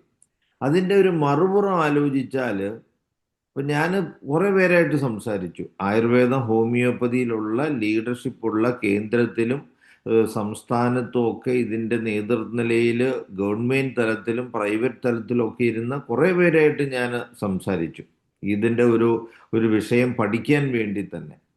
എല്ലാവരും പറയുന്ന കുറേ പേര് എൻ്റെ അടുത്ത് സംസാരിച്ചതിൻ്റെ ഒരു അന്തസത്ത എന്ന് പറയുന്നത് തൽക്കാലം ഇവിടെ നിൽക്കുക എന്നുള്ളതാണ്. ഹോമിയോപ്പതി മേഖലയിലും ആയുർവേദ മേഖലയിലുമുള്ള പലരും എൻ്റെ അടുത്ത് സംസാരിച്ചപ്പോൾ രണ്ട് സംഘടനകൾ വേറെ ആരോടും ആലോചിക്കാതെ അവർ മൂപ്പന്മാരായിട്ട് ഒറ്റയാൻ തീരുമാനമെടുത്ത് പോവുകയും ചെയ്തു. അതൊരിക്കലും ശരിയായില്ല. അതങ്ങനെ ചെയ്യരുതായിരുന്നു. നമ്മളൊരു കൂട്ടായി ചർച്ച ചെയ്യാനുള്ള സന്മനസ് പോലും അവർ കാണിച്ചില്ല എന്നുള്ളത് തെറ്റായ ഒരു പ്രവണതയാണ്. നമ്മുടെ ഒരു ഏകോപനം നടത്തേണ്ടവർ അത് നടത്തിയില്ല. അവർ വലിയ പുള്ളികളാണ്, നമുക്കെല്ലാം അറിയാം, നിങ്ങൾ നമ്മളെ പറഞ്ഞാൽ കേട്ടാൽ മതി എന്നുള്ള ധാരണയിൽ ഒരൊറ്റയാൻ തീരുമാനം എടുത്തത് ഒരിക്കലും ശരിയായില്ല എന്ന് പരസ്യമായി തന്നെ പറയട്ടെ ഞാൻ. അതിൻ്റെ അതൊരിക്കലും ശരിയായില്ല. അറ്റ്ലീസ്റ്റ് കുറച്ച് പേര് ഇതിൻ്റെ നേതൃനിലയിലുള്ള ഇതിൻ്റെ അടുത്ത് ആത്മാർത്ഥതയോടെ കാണുന്നവരും ഇതേക്കുറിച്ച് വിഷയങ്ങൾ പഠിക്കുകയും ഇതിനുവേണ്ടി പ്രയത്നിക്കുകയും ചെയ്യുന്ന IUPH ഉൾപ്പെടെയുള്ളവരുടെ നേതൃത്വങ്ങളൊക്കെ ആയിട്ട് സംസാരിച്ചിട്ട് വേണമായിരുന്നു അവരൊരു പ്രഖ്യാപനം നടത്താൻ. അത് ഒരു ആത്മഹത്യാപരമായ നമുക്ക് വിഷയങ്ങളിൽ എതിർപ്പും അല്ലെങ്കിൽ വിഭിന്ന അഭിപ്രായങ്ങളൊക്കെ കാണും. പക്ഷെ അതേക്കുറിച്ച് മറ്റുള്ളവരുടെ അഭിപ്രായം കേൾക്കാതെ ഞങ്ങൾ പറയും, നിങ്ങൾ വേണമെങ്കിൽ അങ്ങോട്ട് നിങ്ങളുടെ ഇഷ്ടത്തിന് പൊക്കോ, അല്ലെങ്കിൽ ഞങ്ങൾ ഞങ്ങളുടെ ഇഷ്ടത്തിന് പോകുമെന്നും പറഞ്ഞത് ഒരിക്കലും ശരിയായില്ല എന്നാണ് എൻ്റെ ആ ഒരു കാര്യത്തിലുള്ള അഭിപ്രായം. അപ്പോൾ നമ്മുടെ ഈ യൂണിവേഴ്സിറ്റി സജസ്റ്റ് ചെയ്ത് തന്നെ നമ്മുടെ ഒതുക്കാൻ വേണ്ടിയിട്ടാണ്. നമ്മുടെ ഭാഗത്തു നിന്ന് നമ്മൾ ഇതിൻ്റെ പോസിബിലിറ്റിയെ ഉൾക്കൊണ്ട് ചിന്തിക്കുമ്പോൾ ഇന്ന് ലോകത്തിൽ ഏറ്റവും കൂടുതൽ ഹോമിയോപ്പതി പ്രചരിച്ചിരിക്കുന്ന രാജ്യം ഇന്ത്യ. അതെന്തുകൊണ്ടാണ് സാധ്യമായേ? നമുക്ക് ഹോമിയോപ്പതിയിൽ സ്വന്തമായിട്ടൊരു കോഴ്സ് തുടങ്ങാൻ നമുക്ക് സാധിച്ചതുകൊണ്ടാണ്. മറ്റ് ഞാനിപ്പോൾ ഒരു IUPH തന്നെ 10-70 രാജ്യങ്ങളുമായിട്ട് കണക്റ്റഡാണ്. അതിൻ്റെ അകത്തൊരു 10-60 രാജ്യങ്ങളോട് ഞാൻ നേരിട്ട് കണക്ട് ചെയ്തിരിക്കുന്ന വ്യക്തിയാണ്. ഈ രാജ്യങ്ങളിലൊക്കെ ഹോമിയോപ്പതി എന്തുകൊണ്ട് പ്രചരിച്ചിട്ടില്ല എന്നുള്ള എൻ്റെ അന്വേഷണത്തിൽ ബോധ്യപ്പെട്ടത്, അവിടെയെല്ലാം അലോപ്പതി കഴിഞ്ഞവർക്ക് മാത്രമായിട്ട് ഹോമിയോപ്പതിയെ നിജപ്പെടുത്തി വെച്ചിരിക്കുക. പിന്നെയുള്ള ഹോമിയോപ്പതിയുടെ ഒരു സംഘടന എന്ന് പറയുന്നത് LMHI ആണ്. ഞാനിപ്പോൾ അവസാനം എനിക്ക് വന്നിരിക്കുന്ന ഒരു ബോധ്യപ്പെടല്, ഈ LMHI എന്ന് പറയണത് തന്നെ ഈ അലോപ്പതി ഫാർമ ഇൻഡസ്ട്രിയുടെ ഈ ഇൻവെസ്റ്റേഴ്സ് ആയിട്ടുള്ളവർ അവരുടെ പൈസ മുടക്കി ഹോമിയോപ്പതിക്കാരെ കൂടെ നിർത്തി ഒതുക്കി നിർത്താൻ വേണ്ടി ഫോം ചെയ്തിരിക്കുന്ന ഒരു സംഘടനയായിട്ടാണ് ഞാൻ കാണുന്നത്. അതിനെ സിമ്പിളായിട്ട് നമുക്ക് ഒബ്സർവ് ചെയ്താൽ മനസ്സിലാകും. കാരണം ഈ കോവിഡ് സമയത്ത് ഹോമിയോപ്പതിയുടെ വൈറൽ ഡിസീസിനെ പ്രതിരോധിക്കാനും ചികിത്സിക്കാനും ഉള്ള പോസിബിലിറ്റി നമുക്കെല്ലാം മനസ്സിലാകും. ഈ LMHI എന്ന് പറഞ്ഞ സംഘടന എന്തെങ്കിലും ഒരു വാക്ക് എവിടെയെങ്കിലും പറഞ്ഞതായിട്ട് നിങ്ങൾ ആരെങ്കിലും കേട്ടിട്ടുണ്ടോ? വർഷത്തിലൊരിക്കലും ഒരു മീറ്റിംഗ് നടത്തി ആ മീറ്റിങ്ങിൽ അവർ ഇങ്ങനെ കുറേ ആൾക്കാരെ ലോകത്തിന് 14,000 പേരെ കൂട്ടി ഒരു മഹാസമ്മേളനം നടത്തി അങ്ങ് വിടും. അതിൻ്റെ അകത്ത് കുറേ പേര് കുറേ ഇതൊക്കെ അവതരിപ്പിക്കുമെന്നല്ലാണ്ട് ഹോമിയോപ്പതിക്ക് വേണ്ടിയിട്ട് ഇപ്പം IUPH ചെയ്യുന്ന പോലെ എങ്കിലും എന്തെങ്കിലും ചെയ്തിട്ടുണ്ടോ? കോവിഡിൻ്റെ സമയത്ത് ഏറ്റവും കൂടുതൽ പ്രചരിക്കപ്പെടേണ്ട ശാസ്ത്രമായ ഹോമിയോപ്പതിക്ക് വേണ്ടി LMHI എന്ത് ചെയ്തു? ഇപ്പം നമ്മൾ പല രാജ്യങ്ങളിലും IUPHന് നല്ല വേരോട്ടം ഉണ്ടാക്കാനും ഹോമിയോപ്പതിൻ്റെ ഇടയിൽ നല്ല ഒരു പേരും പ്രശസ്തിയും ഉണ്ടാകാനും സാധിച്ചിട്ടുണ്ടെന്നുള്ള ഇതിൻ്റെ അകത്ത് ആത്മാർത്ഥതയോടെ പ്രവർത്തിക്കുന്ന, അതിൻ്റെ അകത്ത് ബന്ധപ്പെട്ട് പ്രവർത്തിക്കുന്ന എനിക്കത് കൃത്യമായിട്ട് മനസ്സിലായിട്ടുള്ള വ്യക്തിയാണ്. അപ്പോൾ അത് ബന്ധപ്പെട്ട് അങ്ങനെ നമ്മൾ ആത്മാർത്ഥതയോടെ ഇത് പ്രവർത്തിച്ച് മുന്നേറി കഴിഞ്ഞപ്പോൾ IUPHനെ തളർത്താൻ ഈ LMHIയുടെ ആൾക്കാർ ഭയങ്കരമായിട്ട് ശ്രമിക്കുന്നുണ്ട്. ഇന്ത്യൻ ഹോമിയോപ്പസുമായിട്ട് ചേരരുത്, അവർ അലോപ്പതി ഡോക്ടേഴ്സ് അല്ല. ഇപ്പം ടർക്കിയിൽ നമുക്ക് 3 ഗ്രൂപ്പുണ്ട് IUPHന്, വാട്സപ്പ് ഗ്രൂപ്പ് 17 പേരായിട്ട് തുടങ്ങിയതാണ്. സൗത്ത് അമേരിക്കയിൽ യൂണിവേഴ്സിറ്റിയിൽ കോഴ്സ് തുടങ്ങാൻ നമുക്ക് പറ്റി. അതുപോലെ തന്നെ പല രാജ്യങ്ങളിലും തളർന്നു കിടന്ന പൂട്ടിക്കിടന്ന ഫാർമസികളുടെ നമ്മുടെ പ്രവർത്തനം കൊണ്ട് ഇൻസ്പയർ ചെയ്ത് തുറപ്പിക്കാനും അതുപോലെ തന്നെ എന്താണ് അവിടെ പ്രാക്ടീസ് നിർത്തിയിരുന്ന പല ഹോമിയോപ്പതി ഡോക്ടേഴ്സിനെയും ഇൻസ്പയർ ചെയ്ത് കൊണ്ടുവന്ന് പ്രാക്ടീസ് ചെയ്യിപ്പിക്കാനൊക്കെ നമുക്ക് സാധിച്ചിട്ടുണ്ട്. അത് നമ്മൾ പ്രവർത്തിച്ചത് കൊണ്ടാണ്. അപ്പോൾ വളരെ ആത്മാർത്ഥമായ ഒരു വലിയ ഒരു എടുത്തുചാട്ടം, അല്ലെങ്കിൽ എടുത്തുചാട്ടമല്ല, ഒരു മുന്നേറ്റം ഹോമിയോപ്പതി നടത്തേണ്ട ഒരു കാലഘട്ടമാണ് ഇനി വരാൻ പോകുന്നത്. അവിടെ നമ്മൾ തളർന്നിരുന്നാൽ ഹോമിയോപ്പതി തളർന്നു പോകും. അപ്പോൾ നമ്മളിപ്പോൾ ഒറ്റ യൂണിവേഴ്സിറ്റി തുടങ്ങണമെന്നൊക്കെ പറഞ്ഞാൽ നമ്മളൊരു യൂണിവേഴ്സിറ്റി തുടങ്ങേണ്ട ഒരു ഹോമിയോപ്പതി യൂണിവേഴ്സിറ്റി ഇപ്പോൾ രാജസ്ഥാനിൽ ഹോമിയോപ്പതി യൂണിവേഴ്സിറ്റി ഉണ്ട്.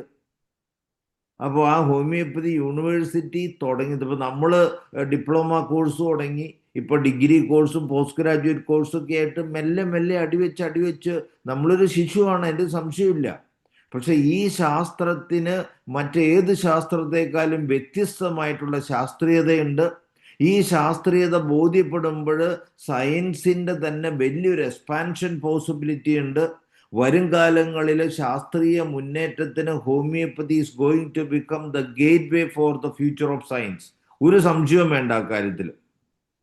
അപ്പം മറ്റുള്ള ചികിത്സ ഇപ്പം ആയുർവേദവും അലോപ്പതിയും അല്ലെങ്കിൽ ആയുർവേദവുമായിട്ട് WHO ഒത്തിരി കൂട്ട് റിസർച്ച് നടത്തുന്നുണ്ട്. എന്താ അവിടെ നടത്തുന്നത്? അത് ആയുർവേദത്തെ പൊക്കിക്കൊണ്ടുവരാനല്ല. ആയുർവേദത്തിൻ്റെ മരുന്നുകളിൽ മെറ്റീരിയൽ ഇൻഗ്രീഡിയൻസ് ഉണ്ട്. ആ ഇൻഗ്രീഡിയൻസ് ഏതാണെന്ന് ഐഡൻറ്റിഫൈ ചെയ്ത് അതിൻ്റെ പേറ്റൻ്റ് എടുത്ത് അതിന് ക്ലിനിക്കൽ സ്റ്റഡി നടത്തി കച്ചവടം നടത്താൻ വേണ്ടി, ആ ലാഭത്തിന് വേണ്ടിയിട്ടാണ്. ആ ഹോമിയോപ്പതിനെ അവർ ഒരു കാര്യത്തിനും ഉൾപ്പെടുത്തുന്നില്ല. എന്തുകൊണ്ടാണ്? ഹോമിയോപ്പതിയിൽ മെറ്റീരിയൽ ഇൻഗ്രീഡിയൻ്റ് ഇല്ല. അതിന് അവർ പറയുന്ന ശാസ്ത്രം വെച്ച് ഹോമിയോപ്പതി മനസ്സിലാക്കാനും അല്ലെങ്കിൽ അതിനെ അവർ എക്സ്പ്ലോയിറ്റ് ചെയ്യാനും അതിൻ്റെ പൈസ ഉണ്ടാക്കാനും അവർക്ക് സാധിക്കുന്നില്ല. എന്തുകൊണ്ടാണ്? ഡോക്ടറെ, നമുക്ക് ആ വിഷയത്തിൽ നിന്ന് തൽക്കാലം ഒന്ന് കൺക്ലൂഷൻ ഓക്കെ. അപ്പൊ ഞാനിത് പറയുന്നത് ഞാനിപ്പോ എന്താണ് വ്യക്തമായിട്ടുള്ള അഭിപ്രായം?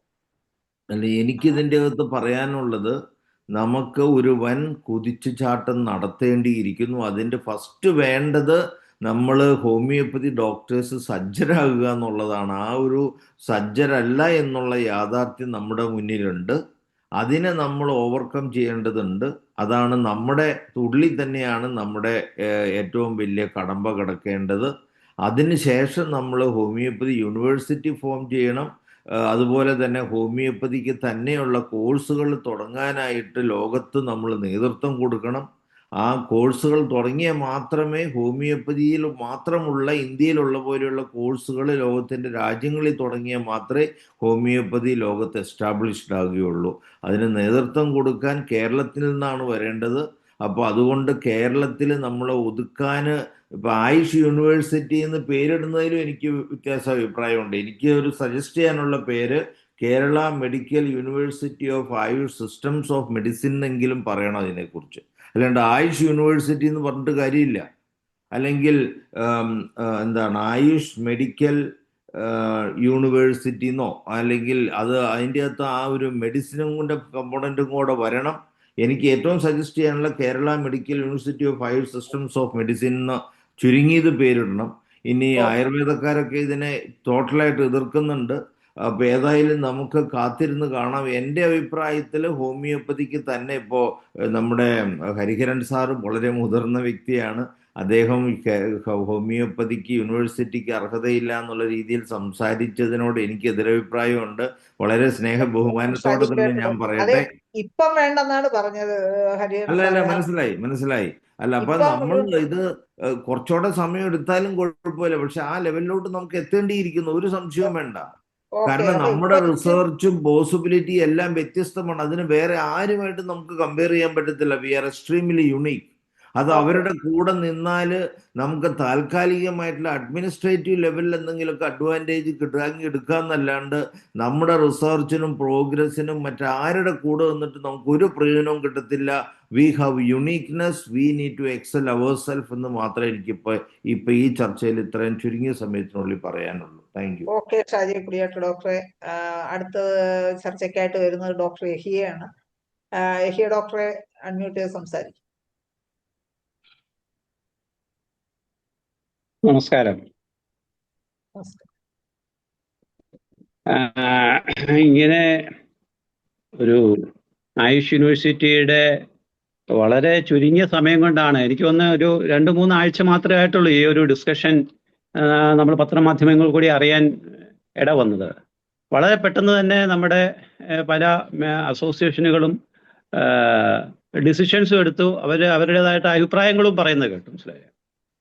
ഞാൻ ഇത് അന്വേഷിച്ചിടത്തോളം ഇതിനകത്തൊരു സർക്കാർ തന്നെ ഒരു കമ്മിറ്റി ഫോം ചെയ്തിട്ടുണ്ട് ഇതിനെക്കുറിച്ച് പഠിക്കുന്നതിന്. അതിന്റെ പ്രിൻസിപ്പൽ സെക്രട്ടറി, നമ്മുടെ അതിന്റെ ചെയർപേഴ്സണായിട്ട് ആയുഷിന്റെ പ്രിൻസിപ്പൽ സെക്രട്ടറിയാണ് എനിക്കൊന്ന് ഡോക്ടർ ഷർമിള മേരി ജോസഫാണ്, IAS ആണ്. അതുപോലെ രണ്ടാമത്തെ ആൾ അതിന്റെ കൺവീനറാണ്, state mission director of national AYUSH mission. എനിക്ക് ഡോക്ടർ സജിത് ബാബു ആണെന്ന് എനിക്ക് തോന്നുന്നു, IAS അല്ലെ? രണ്ട് IAS-കാര്. പിന്നെ അനുവേസ് നായരാണ്. ഓക്കെ. പിന്നെ ഉള്ളത് അവരാണ് അതിന്റെ കൺവീനറായിട്ട് വെച്ചിരിക്കുന്നത്. പിന്നുള്ളത് ആയുർവേദ ഡയറക്ടർ, ആയുർവേദത്തിന്റെ ഡയറക്ടറാണ് മൂന്നാമതൊരു വ്യക്തി. നാലാമത്തെ വ്യക്തി എന്ന് പറയുന്നത് നമ്മുടെ കൺട്രോളിംഗ് ഓഫീസറാണ്, principal and controlling officer of homoeo colleges. അപ്പം അങ്ങനെ മെഡിക്കൽ എഡ്യൂക്കേഷൻ ഡയറക്ടർ എന്ന് പറയണം. രണ്ടാണ്. കേട്ടില്ല. ആയുർവേദ മെഡിക്കൽ എഡ്യൂക്കേഷൻ ഡയറക്ടറാണ്. അത് തന്നെ, ആയുർവേദ മെഡിക്കൽ എഡ്യൂക്കേഷൻ. അങ്ങനെ ഈ 4 പേരെയാണ് വെച്ചിരിക്കുന്നത്. 2 IAS ഓഫീസേഴ്സും ഒരു ആയുർവേദ ഡോക്ടറും പിന്നെ നമ്മുടെ ഹോമിയോ മെഡിക്കൽ കോളേജിലെ കൺട്രോളിംഗ് ഓഫീസറും. അപ്പം ഇവരുടെ ഡിസിഷൻ എന്തായിരിക്കുമെന്ന് നമുക്കിപ്പോൾ തന്നെ ഊഹിക്കാവുന്നതേ ഉള്ളൂ. കാരണം ഇത് വളരെ പ്രീ പ്ലാൻഡ് ആയിട്ട് ചെയ്തിരിക്കുന്ന കാര്യമാണ്. അപ്പൊ ഇതിനകത്ത് ഇനി നമുക്ക് ഇതുകൊണ്ടുണ്ടാകുന്ന കോട്ടങ്ങളും അതുപോലെ തന്നെ മെച്ചങ്ങളും ഇതിനകത്ത് കാരണം നമ്മുടെ ഇവിടെ പിന്നെ യൂണിവേഴ്സിറ്റി തലത്തിൽ കേരള യൂണിവേഴ്സിറ്റി മാത്രമേ ഇവിടെ ഉണ്ടായിരുന്നുള്ളൂ ആദ്യകാലത്ത്, അല്ലേ? അതിനകത്തുനിന്ന് വിഭജിച്ചാണ് പല യൂണിവേഴ്സിറ്റികൾ ഉണ്ടായിരിക്കുന്നത്. എഞ്ചിനീയറിങ്ങിന് ഒരു വിഭാഗം കേരള യൂണിവേഴ്സിറ്റിയിൽ നിന്നാണ് മാറിപ്പോകുന്നത്. അതുപോലെ തന്നെ മെഡിക്കൽ യൂണിവേഴ്സിറ്റി ഉണ്ടാകുന്നത് കേരള യൂണിവേഴ്സിറ്റിക്കകത്തു നിന്നാണ്.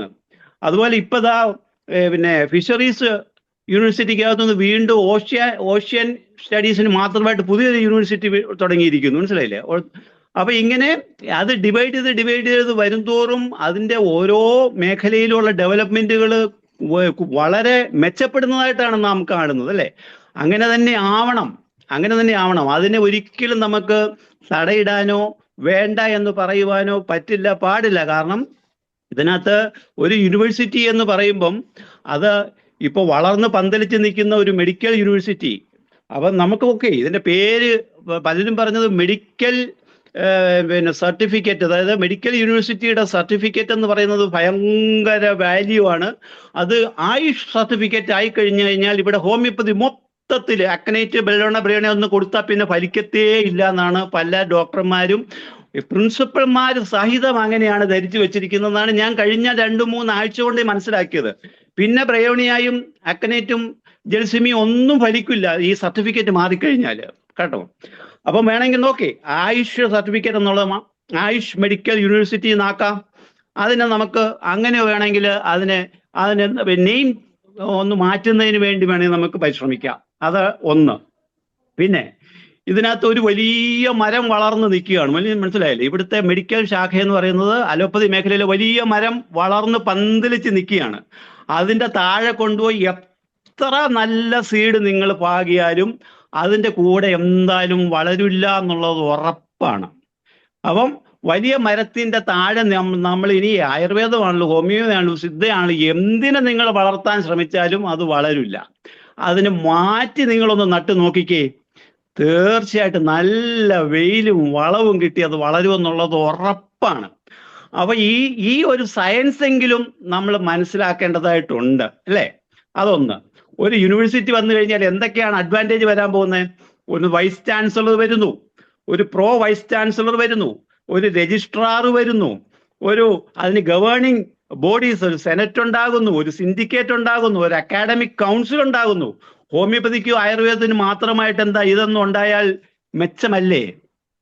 ഇത് അലോപ്പതിയുടെ കൂടെ തന്നെ ചാരി നിന്നെങ്കിൽ മാത്രമേ നമുക്ക് വളരാൻ പറ്റുള്ളൂ എന്നുള്ള ചിന്തയല്ലേ മാറ്റേണ്ടത്?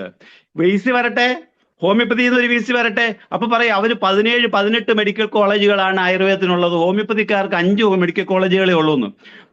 വേണ്ട, രണ്ടോ മൂന്നോ പിന്നെ ടേൺ കഴിയുമ്പോഴെങ്കിലും നമ്മുടെ കയ്യിൽ നിന്ന് ഒരു VC വരുമല്ലോ. നമുക്ക് ഇപ്പൊ ചിന്തിക്കാൻ പറ്റുമോ നമ്മുടെ ഇടയിൽ നിന്ന് ഒരു VC-യെ കേരളത്തില്? ഒരിക്കലും ഇല്ല. 5 വർഷമോ 10 വർഷമോ കഴിഞ്ഞ് ഒരു VC വരും എന്നെങ്കിലും നമുക്ക് പ്രത്യാശിക്കാം, നമുക്ക് സെപ്പറേറ്റ് ഒരു യൂണിവേഴ്സിറ്റി വരികയാണെന്നുണ്ടെങ്കിൽ. അതുപോലെ തന്നെയാണ് റിസർച്ച് ആൻഡ് ഡെവലപ്മെന്റിന്റെ, കാരണം ഒരു യൂണിവേഴ്സിറ്റി എന്ന് പറയുമ്പോഴത്തേക്ക് ഈ അക്കാഡമിക് കൗൺസിൽ വരുന്നു, നമുക്ക് സെപ്പറേറ്റ് പോളിസി ഡിസിഷൻസ് എടുക്കാൻ വേണ്ടിയുള്ള സാഹചര്യം ഉണ്ടാകുന്നു, നമ്മുടെ ഫണ്ട് മാനേജ്മെന്റിന് സെപ്പറേറ്റ് വിങ് വരുന്നു, നമുക്ക് സെപ്പറേറ്റ് എഞ്ചിനീയറിംഗ് വിങ് തന്നെ ഉണ്ടാകുന്നതാണ്. നമ്മുടെ കൺസ്ട്രക്ഷനും അതുപോലെ തന്നെ നമ്മുടെ ഓരോ സ്ഥാപനങ്ങൾ മോണിറ്റർ ചെയ്യുന്നതിന് സെപ്പറേറ്റ് എഞ്ചിനീയറിംഗ് വിങ് ആണ് ഓരോ യൂണിവേഴ്സിറ്റിക്കും ഉള്ളതാണ്. ഇവിടെ നിലവിലുള്ള ഞാൻ ഇന്നും ഇന്നലെയായിട്ട് പല യൂണിവേഴ്സിറ്റിയിലെ ജോലി ചെയ്യുന്ന പല വിദഗ്ധരുമായിട്ട് സംസാരിച്ചപ്പോൾ അവർ പറയുകയാണ്, ഇത്രയും വലിയൊരു ഓപ്പർച്യൂണിറ്റി വന്നിട്ട് നിങ്ങൾ അതിനെ തട്ടിക്കളയുന്നോ? നിങ്ങളുടെ അസോസിയേഷന്റെ ആൾക്കാർ എവിടുന്ന്, ഏത് ലോകത്താണ് ജീവിക്കുന്നത്, ഏത് നൂറ്റാണ്ടിലാണ് ജീവിക്കുന്നതാണ് എൻ്റെ അടുത്ത് ചോദിച്ചത്. മനസ്സിലായില്ലേ? നമുക്ക് വലിയൊരു ഡേറ്റ കളക്ഷൻ സെന്റർ വരുന്നു. നിങ്ങൾക്കറിയാമോ, കേരള യൂണിവേഴ്സിറ്റിയിൽ ലൈബ്രറിയിൽ, നമ്മുടെ കേരള യൂണിവേഴ്സിറ്റി ലൈബ്രറിയിൽ അവിടുത്തെ ഇന്റർനാഷണൽ പിന്നെ ഒരു കണക്ടിവിറ്റി ഉണ്ട്. ഒരു വർഷം 4 കോടി രൂപയാണ് ആ ഇന്റർനാഷണൽ കണക്ടിവിറ്റിക്ക് വേണ്ടി നമ്മുടെ സർക്കാർ കൊടുത്തുകൊണ്ടിരിക്കുന്ന. 4 കോടി രൂപയാണ്. എനിക്കോ നിങ്ങൾക്കോ അത് ഉപയോഗിക്കാനുള്ള അവകാശം കിട്ടുന്നുണ്ടോ? അല്ലെങ്കിൽ അതിനുള്ള പിന്നെ സമയമോ അതല്ലെങ്കിൽ മറ്റ് ഏതെങ്കിലും രീതിയിൽ അതിൻ്റെ ഒരു അറിവ് പോലും നമുക്കില്ലായിരുന്നു എന്നുള്ളതാണ്. നമുക്ക് നമ്മുടേതായിട്ടുള്ള ഒരു യൂണിവേഴ്സിറ്റി വരുമ്പോഴത്തേക്ക് ഇതുപോലുള്ള ഒരു 24 hours അല്ലെങ്കിൽ 7x7 അല്ലെങ്കിൽ 365 days ഉപയോഗിക്കാൻ പറ്റുന്ന ഒരു ഇന്റർനെറ്റ് കണക്ഷൻ നമ്മുടെ PG വിദ്യാർത്ഥികൾക്ക് സെപ്പറേറ്റ് ആയിട്ട് അവിടെ പോയി ഇരുന്ന് റിസർച്ച് ചെയ്യുവാനും ആ ഒരു ഫെസിലിറ്റി ഉപയോഗിക്കാനും കിട്ടുന്ന ഒരു സാഹചര്യം സംജാതമാകുന്നത് വേണ്ട എന്ന് ഇപ്പോഴേ പറയുകയാണ്. ആണയിട്ട് പറഞ്ഞു കൊടുക്കുകയാണ്. ആരുടെ അടുത്ത്? IAS-കാരുടെ അടുത്ത്. ഞങ്ങൾക്കിതൊന്നും പഠിക്കണ്ട, ഞങ്ങൾക്ക് ഈ കണക്ടിവിറ്റി ഒന്നും വേണ്ട. എങ്ങനെയുണ്ട്? അപ്പോൾ നമുക്ക് ഒരു വലിയ ഡേറ്റാ സെന്റർ നഷ്ടമാകുന്നു. നമുക്ക് വലിയൊരു ലൈബ്രറി സാഹചര്യം ഒരുങ്ങാൻ പോവുകയാണ്. നമ്മുടെ PG വിദ്യാർത്ഥികൾക്ക്, നമ്മുടെ സ്റ്റുഡൻസിന് ഉപയോഗിക്കാൻ പറ്റുന്ന വലിയൊരു ലൈബ്രറി തുടങ്ങാനുള്ള സാഹചര്യം സംജാതമാകുകയാണ്. കോടികൾ തരാമെന്ന് സർക്കാർ പറയുന്നു. നമ്മൾ പറയാ വേണ്ട, ഞങ്ങൾ കുഹാസിൽ നിന്നോളാം, നമുക്കിപ്പോൾ ഉള്ള ഫെസിലിറ്റിയൊക്കെ മതി. അപ്പം നമ്മുടെ നെറ്റ്വർക്ക് കണക്ടിവിറ്റി ഒന്നും വേണ്ട. വലിയ ഇന്റർനാഷണൽ പിന്നെ മേഖലയിൽ നമുക്ക് പല യൂണിവേഴ്സിറ്റീസുമായിട്ടും കൊളാബറേറ്റ് ചെയ്ത് വർക്ക് ചെയ്യാനുള്ള ഒരു സാഹചര്യം സംജാതമാകാൻ പോവുക ഹോമിയോപ്പതിക്ക്. അത് ഇപ്പോൾ ഈ മെഡിക്കൽ സിസ്റ്റത്തിൽ നിൽക്കുന്നവർ അത് സമ്മതിക്കുന്നില്ല. നമുക്ക് സെപ്പറേറ്റ് വന്നു കഴിഞ്ഞാൽ എനിക്കിത് പറഞ്ഞു തീർക്കണം, എനിക്ക് സമയം തരണം, എനിക്കിത് പറഞ്ഞു തീർക്കണം. കാരണം ഇത് വളരെ പ്രധാനപ്പെട്ട ചർച്ചയാണ്. ഡോക്ടർ ഉദ്ദേശിക്കുന്നത് എന്താണെന്ന് പറ. ഡോക്ടർ ദയവ് ചെയ്ത് ഉദ്ദേശിക്കുന്നത് എന്താ? എന്റെ ഉദ്ദേശം എന്താന്നുള്ളത് ഇത് പറഞ്ഞു കഴിയുമ്പോൾ നിങ്ങൾക്ക് തന്നെ മനസ്സിലാവുമല്ലോ. അതിന് മുൻവിധിയോടുകൂടി ആരും കേൾക്കണ്ട. ഇത് ഞാൻ പറയുന്നതിൽ എന്തെങ്കിലും കാര്യം ഉണ്ടോ എന്ന് മാത്രം നോക്കിയാൽ മതി. നമ്മുടെ അക്കാഡമിക് സ്റ്റാൻഡേർഡ്സ് ഇംപ്രൂവ് ചെയ്യുവാൻ വേണ്ടി സഹായിക്കുന്ന ഒരു സംരംഭമായിട്ടാണ് ഇത് വരാൻ പോകുന്നത്. അതുപോലെ തന്നെ നമ്മുടെ ഇക്കണോമി, ഇപ്പം ഒരു യൂണിവേഴ്സിറ്റി വന്നു കഴിഞ്ഞാൽ നമുക്ക് നമ്മുടെ സാധാരണക്കാരുടെ ഇടയിൽ ഏക്കർ കണക്കിന് സ്ഥലമുണ്ട്. അവിടെയെല്ലാം നമുക്ക് പ്ലാന്റ്സ് വളർത്താനുള്ള സാഹചര്യമുണ്ട്. ഒരു വലിയ മെഡിസിനൽ പ്ലാന്റിന്റെ കളക്ഷൻ തന്നെ നമുക്ക് ഇവിടെ പോർട്രേ ചെയ്യാൻ പറ്റും, അത് മാർക്കറ്റ് ചെയ്യാൻ പറ്റും. അങ്ങനെ ആ രീതിയിലുള്ള ഒരു എക്കണോമി നമുക്ക് ഉണ്ടാക്കാനുള്ള സാഹചര്യമുണ്ട്. ഏത് രീതിയിൽ പറഞ്ഞു കഴിഞ്ഞാലും നമുക്ക് വലിയൊരു അക്കാഡമിക് ഫ്രീഡം കിട്ടാൻ പോകുന്ന ഒരു സാഹചര്യമാണ് സംജാതമാകുന്നത്. അത് വേണ്ട എന്ന് പറയുന്നത് തികച്ചും ആത്മഹത്യാപരമായിരിക്കും എന്ന് മാത്രമാണ് എനിക്ക് പറയുവാനുള്ളത്. തീർച്ചയായിട്ടും ഇതുണ്ടാകേണ്ടത് ആവശ്യമാണ്. ഇതിനു വേണ്ട ഈ പറയുന്ന IAS-കാർ 2 പേരുണ്ട്, അതുപോലെ തന്നെ നമ്മുടെ ഇടയിൽ നമ്മുടെ കോളേജ് പ്രിൻസിപ്പൾ, ഇവർക്ക് വേണ്ട ഡേറ്റാസ് നമ്മൾ പമ്പ് ചെയ്യുക. ഇവർക്ക് IFPH ചെയ്യേണ്ടത് ഇത് എത്രയും പെട്ടെന്ന് ഇത് മെറ്റീരിയൽസ് ചെയ്യുന്നതിന് വേണ്ടിയുള്ള ഡേറ്റാസ് ഈ പറയുന്ന ആൾക്കാർക്ക് കൊടുക്കുക എന്നുള്ളതാണ് ആയിരിക്കണം നമ്മുടെ തീരുമാനം എന്ന് മാത്രം പറഞ്ഞുകൊണ്ട് ഞാൻ നിർത്തുന്നു. ശരി, വളരെ ശരി. അതാണ് വേണ്ടത്. പറഞ്ഞുകൊണ്ട് വന്നപ്പോഴേ മനസ്സിലായി ഡോക്ടർ ഇതിനെ പോസിറ്റീവായിട്ടാണ് കാണുന്നത്. തീർച്ചയായിട്ടും വരുന്നതിനെ അനുകൂലിക്കുകയും അതിലെ സാധ്യതകളാണ് യഹിയ ഡോക്ടർ പറഞ്ഞത്. അതല്ല ആ പോയിന്റിലേക്ക് വന്ന് നിർത്തണം, അല്ല ഇനി 1-2 പേര് കൂടെ പോവാനുള്ളത് കൊണ്ടാണ് ഞാൻ ഇടപെട്ടത്. ഓക്കെ, അപ്പൊ ഇനി ഷഫീഖ് ഡോക്ടർ ഹാൻഡ് റൈസ് ചെയ്തിട്ടുണ്ട്. ഡോക്ടറെ സംസാരിച്ചു.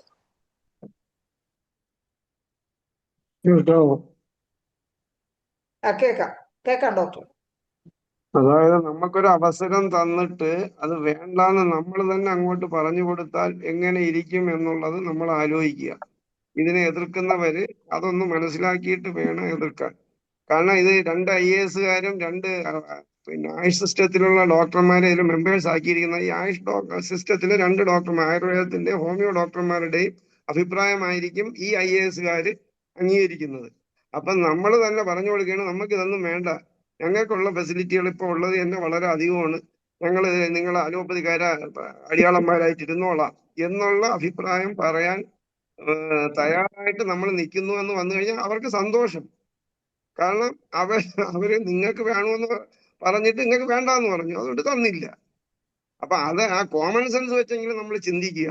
എന്താണെങ്കിലും നമുക്ക് സെപ്പറേറ്റ് ആയിട്ട് ഒരു ഇത് വന്നു കഴിഞ്ഞാൽ അതിന് ഒരുപാട് ബെനിഫിറ്റുകൾ ഭാവിയിൽ ഉണ്ടാകും എന്നുള്ളതിൽ ഒരു സംശയവും വേണ്ട. അത് വിദഗ്ധന്മാരായി ഇതിനെക്കുറിച്ച് അറിയാവുന്ന ആൾക്കാരുമായിട്ട് ഡിസ്കസ് ചെയ്താൽ അവർ പറഞ്ഞു തരും. നമുക്കൊന്നും ഇതിൽ ഇപ്പൊ ഇത് ഈ അഭിപ്രായം പറഞ്ഞ സംഘടനകളിലെ ഡോക്ടർമാർക്കൊന്നും ഇതിനെക്കുറിച്ച് വിവരമില്ലായ്മ കൊണ്ടാണ് പറഞ്ഞതെന്നേ നമുക്കിത് കണക്കുകൂട്ടാൻ പറ്റൂ. അതുകൊണ്ട് ദയവ് ചെയ്ത് നമ്മളൊന്ന് മനസ്സിലാക്കുക, നമുക്ക് കിട്ടുന്ന അവസരങ്ങൾ നമ്മളായിട്ട് ഇല്ലാതാക്കരുത്. നമ്മുടെ സിസ്റ്റത്തിനുള്ള വളരെ ദോഷവും അതാണ്. അത് ദയവ് ചെയ്ത് ഇനിയെങ്കിലും മാറ്റിയില്ലെങ്കിൽ ഹോമിയോപ്പതിയുടെ ഭാവി വളരെ മോശമാകും. അത്രേ എനിക്ക് പറയാനുള്ളൂ. അതുകൊണ്ട് നമ്മളിത് നിഷ്പക്ഷമായിട്ട് മനസ്സിലാക്കണം.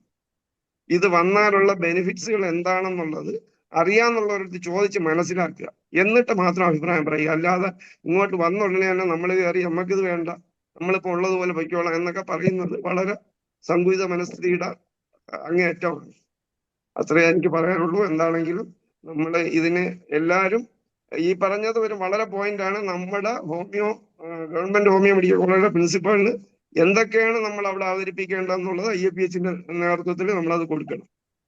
അത് എത്രയും പെട്ടെന്ന് അത് ചെയ്യാനുള്ള സംവിധാനം നമ്മൾ നോക്കുക.